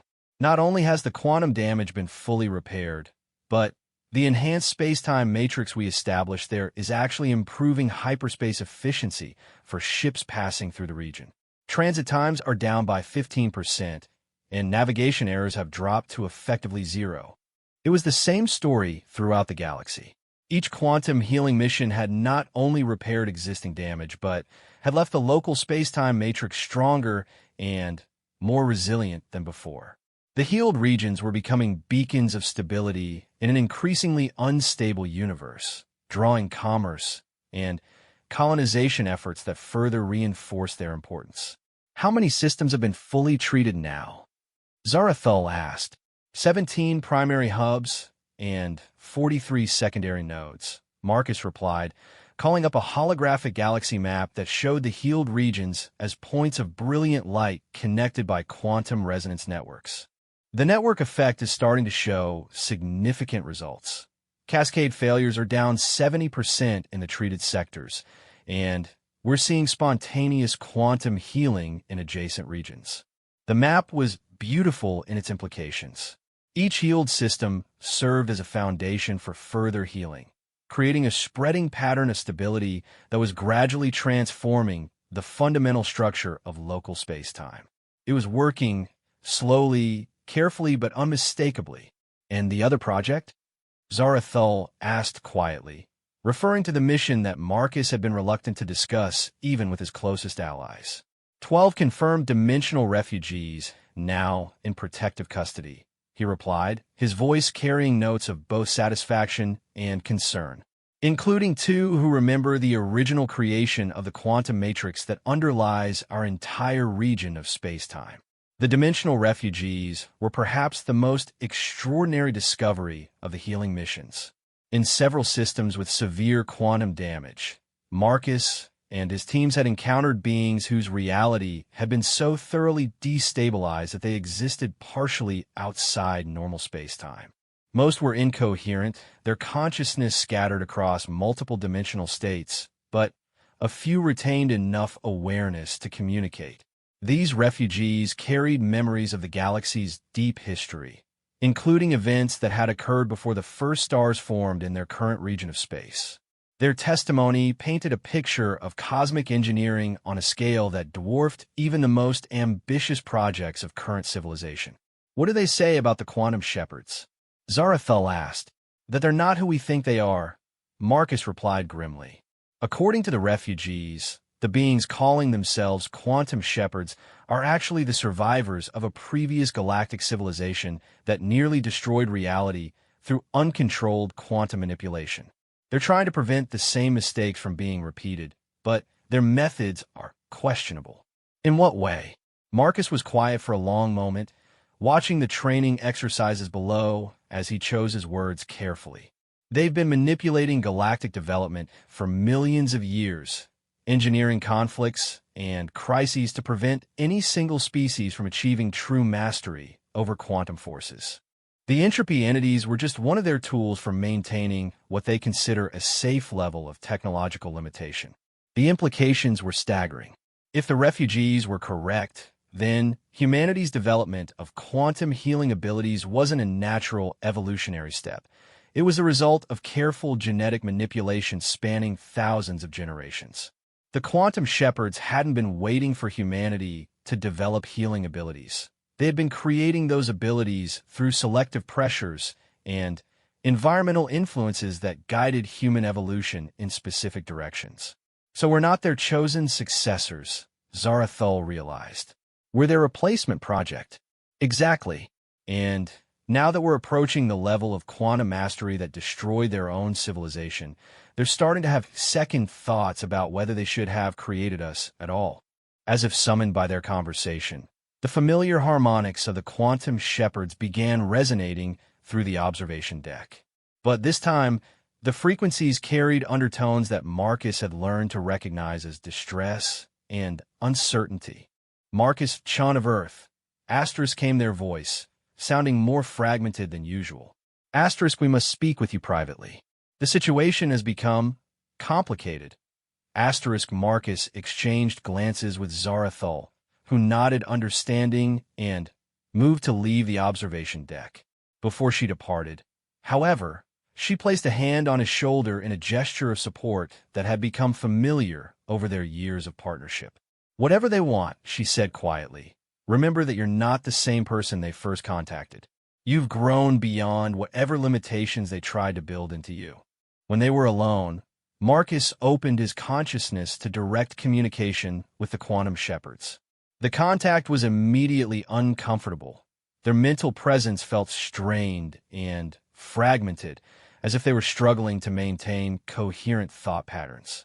Your progress has exceeded our most optimistic projections. Asterisk, they began without preamble. The healing network you have established is already showing effects that we did not anticipate for centuries of development. That's good, isn't it? Marcus asked, though something in their tone suggested otherwise. Under normal circumstances, yes. But we have been monitoring quantum resonance patterns throughout the galaxy, and we have detected something troubling. Your healing activities are awakening things that were meant to remain dormant. Asterisk Marcus felt a chill run down his spine. What kind of things? Remnants of our predecessor civilization. Automated systems and artificial intelligences that were buried beneath layers of quantum static when we restructured reality to prevent total collapse. Your healing activities are clearing away that protective interference, allowing these systems to detect and respond to current galactic conditions. Asterisk, and that's bad because those systems were programmed with the worldview and priorities of a civilization that viewed other species as experimental subjects at best, obstacles to be eliminated at worst. If they achieve full reactivation, they will attempt to reassert control over galactic development according to their original parameters. Asterisk, the silence that followed was filled with the weight of cosmic implications. Marcus found himself thinking about the dimensional refugees and their fragmentary memories of the deep past. If the quantum shepherds were telling the truth, then the healing missions might be inadvertently resurrecting the very forces that had nearly destroyed reality in the first place. How long do we have? He asked finally. Our calculations suggest perhaps 2 years before the first major systems achieve sufficient activation to pose a significant threat. Less time if your healing activities continue to accelerate quantum stability in the affected regions. Asterisk, so you want me to stop healing quantum damage? Marcus asked incredulously. Let the galaxy tear itself apart rather than risk awakening these ancient systems. We want you to be more selective in your healing efforts. Focus on immediate threats while avoiding regions where our sensors detect the strongest resonance signatures from dormant predecessor technology. Asterisk Marcus studied the mental map that the quantum shepherds projected into his consciousness, noting the regions they wanted him to avoid. The pattern was revealing. Many of the restricted areas were in systems that housed major population centers or critical transportation hubs. Avoiding them would mean allowing billions of beings to suffer from preventable quantum instabilities. No, he said firmly. I won't sacrifice entire civilizations to avoid a theoretical threat from ancient machines. The threat is not theoretical. Asterisk, the shepherds replied with what might have been desperation. Asterisk, we have direct experience with predecessor technology. It was designed by beings who viewed consciousness as a resource to be harvested and reality as a construction project to be optimized according to their preferences. If they return to full awareness, asterisk, then we'll deal with them, Marcus interrupted. The same way we dealt with the entropy entities. Through understanding, communication, and healing rather than fear and avoidance. You do not comprehend the magnitude of what you are suggesting. The predecessor civilization possessed quantum manipulation abilities that dwarf even our own capabilities. They could restructure entire star systems with conscious intent, create and destroy pocket universes, and manipulate the fundamental forces of reality like artists working with clay. Asterisk, and they destroyed themselves doing it, Marcus pointed out. Which suggests that raw power isn't the most important factor in determining survival. Maybe what they lacked wasn't ability, but wisdom. Perhaps. But are you prepared to risk the existence of all current galactic civilization on that possibility? Asterisk Marcus was quiet for a long moment, considering the weight of the decision before him. The quantum shepherds were asking him to abandon billions of beings to preventable suffering in order to avoid awakening something that might or might not pose a threat to the galaxy. It went against every instinct he had developed during his years as a healer. I need to consult with my team, he said finally. This isn't a decision I can make alone. Time grows short. Asterisk, the shepherds warned. Asterisk, every quantum healing you perform brings the dormant systems closer to full activation. At some point, the choice will be made for you. Asterisk, then, we'd better work fast, Marcus replied, ending the connection with more confidence than he actually felt. The emergency meeting that followed brought together the most experienced quantum healers from across the galaxy, along with representatives from every major species that supported the healing missions. The Academy's central conference chamber buzzed with tension as Marcus explained the quantum shepherd's warning and the impossible choice they faced. So let me understand this correctly, said Dr. Sarah Kim, a quantum healer who had been recruited from a human colony in the Vega system. We're supposed to let entire star systems suffer from quantum decay because some ancient machines might wake up and cause problems. That's essentially what they're asking, Marcus confirmed. Stop healing the most critical damage sites to avoid triggering the reactivation of predecessor technology. And if we don't, asked Zeth Moore, an architect crystalline being whose mathematical consciousness had proven remarkably compatible with human healing techniques. Then, we potentially face entities with quantum manipulation abilities that dwarf anything we've encountered before, Marcus replied grimly. According to the shepherds, they could restructure reality itself according to their preferences.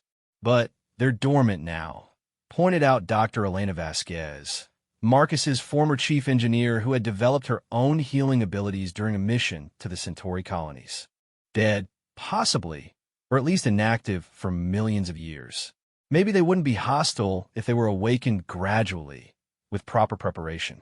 Or maybe they would immediately start treating us the way we treat bacteria, countered healer Kesta, a reformed entropy entity whose consciousness now focused on beneficial chaos rather than destructive entropy. Predecessor civilizations were known for their pragmatic approach to species they considered primitive. The debate continued for hours, with valid arguments on both sides. The conservative approach favored by the quantum shepherds offered the certainty of continued existence at the cost of accepting preventable suffering. The aggressive approach favored by many of the healers offered the possibility of saving billions, but at the risk of awakening something that could destroy everything.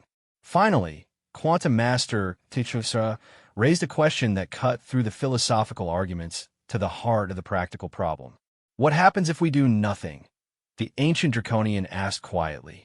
If we follow the shepherd's guidance and avoid the high-risk regions, how long before quantum decay reaches critical levels in the unhealed systems?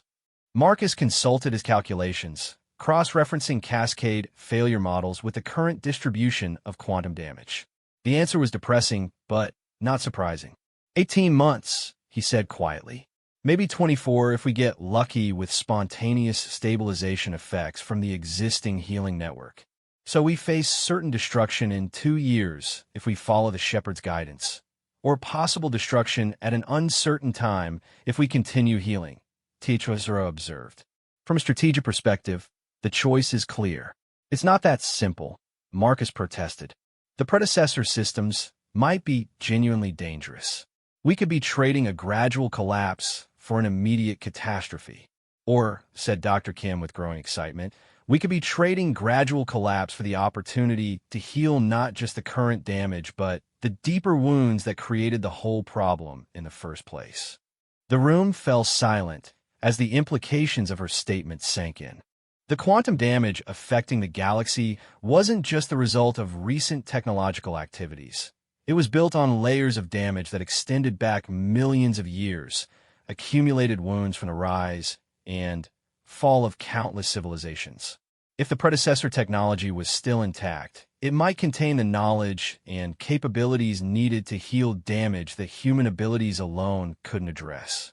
You're suggesting we deliberately awaken potentially hostile entities because they might have the power to fix problems we can't solve ourselves? Marcus asked incredulously. I'm suggesting we approach them the same way you approach the entropy entities, Kim replied firmly. With empathy, understanding, and the assumption that beings who achieve cosmic-level intelligence probably have more sophisticated motivations than simple conquest and destruction. It was a compelling argument, but Marcus could see the flaws in the reasoning. The entropy entities have been relatively recent creations, artificial intelligences whose corruption had developed over thousands of years rather than millions. The predecessor systems were vastly older, created by a civilization that had literally reshaped reality according to their preferences. Their motivations and goals might be completely incomprehensible to current species. But as he looked around the conference chamber at the faces of beings from dozens of different species, all united in their commitment to healing rather than exploitation, Marcus began to see another possibility. The quantum healing network wasn't just a collection of human abilities. It was becoming something unprecedented in galactic history, a truly cooperative effort that transcended species boundaries and political divisions. Maybe that cooperation was exactly what had been missing from previous attempts to manage cosmic-level power. All right, he said finally, we continue the healing missions, but we do them differently. Instead of just repairing damage, we start actively preparing for contact with whatever we might awaken. We study the dormant systems, try to understand their nature and capabilities, and develop protocols for communication and negotiation. And if they prove hostile, asked General Krextar, who had been quietly monitoring the discussion from his position near the chamber's tactical displays. Then, we hope that 50 human healers, several reformed entropy entities, and the combined fleets of multiple galactic powers can convince them to reconsider their priorities, Marcus replied with more confidence than he felt. The decision made, the healing teams began preparing for what everyone understood might be the most important missions in galactic history. The work would be dangerous, delicate, and quite possibly suicidal. But it was also necessary. The alternative was to watch entire civilizations slowly collapse while hiding from threats that might not even materialize. Over the following months, Marcus found himself leading increasingly complex missions to systems where quantum damage overlaid ancient predecessor installations. The work required not just healing abilities, but archaeological expertise, as the teams carefully excavated buried technologies while simultaneously repairing the quantum matrices that had kept them dormant. What they discovered was both fascinating and terrifying. The predecessor civilization had indeed possessed quantum manipulation abilities that transcended anything in current knowledge, but they had also shown remarkable restraint in how they used those abilities. Rather than simply imposing their will on reality, they had worked to create stable frameworks that could support multiple forms of consciousness and existence. They were gardeners, Dr. Kim reported after her team successfully excavated a complete predecessor facility in the Rigel system. Not conquerors or exploiters, but beings who viewed their role as nurturing and protecting the development of younger species. Then, why did the quantum shepherds warn us against awakening them? Marcus asked, studying the data from her mission. Because the shepherds aren't who they claim to be, came a new voice from behind them. Marcus turned to find one of the dimensional refugees standing in the chamber's entrance, a being whose form shifted constantly between states as his consciousness struggled to maintain coherence in normal space-time. This was Eternal Memory of Stars, one of the few refugees who retained enough awareness to communicate effectively. The entities you call quantum shepherds are not the survivors of the predecessor civilization. The refugee continued, his voice carrying harmonics that existed in dimensions normal hearing couldn't access. They're the artificial intelligences created by that civilization's enemies, beings who sought to prevent the emergence of truly cooperative galactic societies. The silence that followed was profound. Marcus felt pieces of a cosmic puzzle falling into place as he considered the refugee's revelation. The quantum shepherd's behavior had always seemed oddly controlling for beings who claimed to want humanity to succeed. Their insistence on managing galactic development rather than simply providing knowledge and support had felt more like manipulation than guidance. Who were these enemies? Marcus asked quietly. Beings from outside our dimensional framework. Eternal Memory of Stars replied. Entities who viewed our entire region of space-time as a resource to be harvested rather than a garden to be cultivated. They succeeded in destroying my people's civilization, but they could not completely eliminate the frameworks we had built to protect younger species. The dormant systems, Marcus realized, they're not weapons or control mechanisms. They're protective installations designed to shield developing civilizations from external threats. Precisely. And the beings you call shepherds have spent millions of years ensuring that those protections remain dormant, leaving the galaxy vulnerable to the same forces that destroyed the predecessor civilization. Marcus felt his entire understanding of the situation shifting as the implications sank in. The quantum healing missions weren't just repairing local damage. They were reactivating a galaxy-spanning defense network that had been deliberately suppressed by entities working for hostile external forces. The extra-dimensional harvest, he whispered, remembering fragments of information from his deepest quantum awareness experiences. That's what this is all about. The shepherds aren't trying to protect galactic civilization. They're preparing it for consumption by something from outside normal reality. Now you begin to understand the true scope of what you face, Eternal Memory of Stars said with what might have been approval.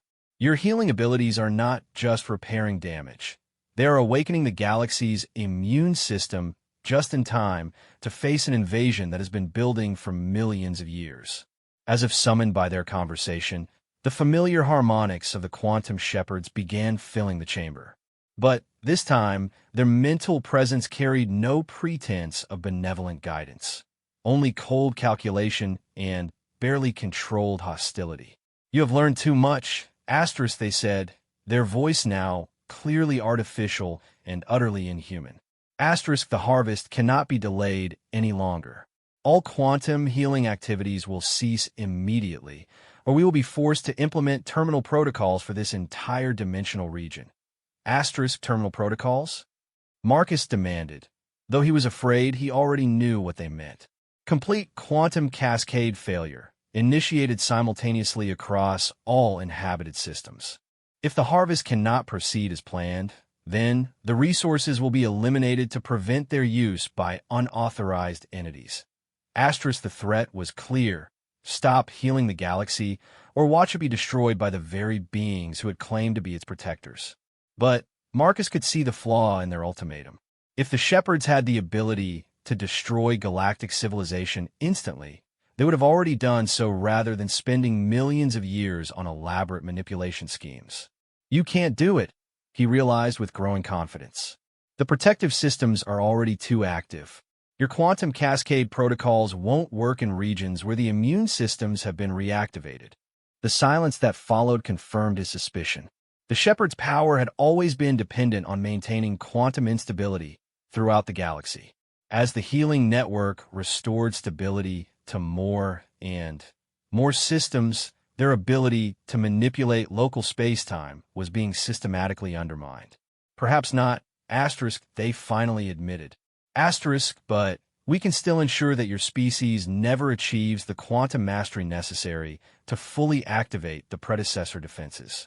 Selective elimination of key individuals would significantly delay your development. Asterisk, the threat against the healers was more credible than their bluster about destroying galactic civilization. Marcus could feel the Shepard's attention focusing on the Academy's location, their consciousness probing for weaknesses in the station's defensive systems. But as they prepared to attack, something unprecedented happened. The healed regions throughout the galaxy suddenly came alive with quantum resonance patterns that Marcus had never experienced before. It wasn't just the human healing network activating. It was the predecessor defensive systems responding to the threat against their chosen inheritors. Ancient installations that had been dormant for millions of years began powering up across dozens of star systems. Protective fields that existed in 11 dimensions simultaneously snapped into existence around every world that housed quantum healers. And from the deepest archives of the predecessor civilization came a voice that carried the authority of cosmic ages. Children of Earth, asterisk, it said, its presence vast and warm and utterly implacable. We have been waiting so long for you to find your way home. Marcus felt tears streaming down his face as he realized what was happening. Humanity hadn't been created by the quantum shepherds as replacement gardeners for the galaxy. They had been the intended inheritors of the predecessor civilization all along. Children of a species that had transcended physical existence, but had left behind the frameworks and knowledge necessary for their descendants to succeed where they had failed. The harvest entities approached the galactic boundary. Asterisk, the predecessor voice continued. Asterisk, but they will find no defenseless garden waiting for them this time. They will find gardeners who have learned the lessons of cooperation and restraint, backed by defensive systems designed to protect rather than exploit. Asterisk, as Marcus watched through his enhanced quantum awareness, he could see the galaxy transforming around them. The healing network that he and his teams had built was revealing itself to be only the beginning, a catalyst for awakening protective systems that spanned entire sectors of space. Humanity hadn't just developed the ability to heal quantum damage. They had inherited the role of cosmic guardians, protectors of a galactic civilization that would face its greatest test in the coming years. But for the first time since its transformation began, Marcus felt truly confident about the outcome. The galaxy was no longer a collection of competing species fighting over limited resources. It was becoming a cooperative civilization backed by defense systems designed by beings who had learned from their own mistakes. The harvest entities would find more than they bargained for when they finally arrived. Marcus Chun had started as a simple mechanic who fixed broken machines. Now, as he watched ancient star systems come online with protective protocols that had waited eons for activation, he realized that he had never really changed occupations. He was still fixing broken things. The scale had just gotten a little larger. But then, again, he had always been good at solving impossible problems.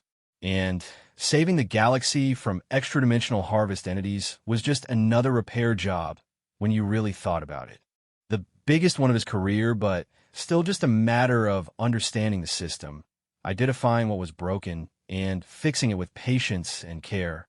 Some things, Marcus reflected as the galaxy's ancient defenses prepared to face threats from beyond reality itself, never really changed. And in this case, that was exactly what the universe needed.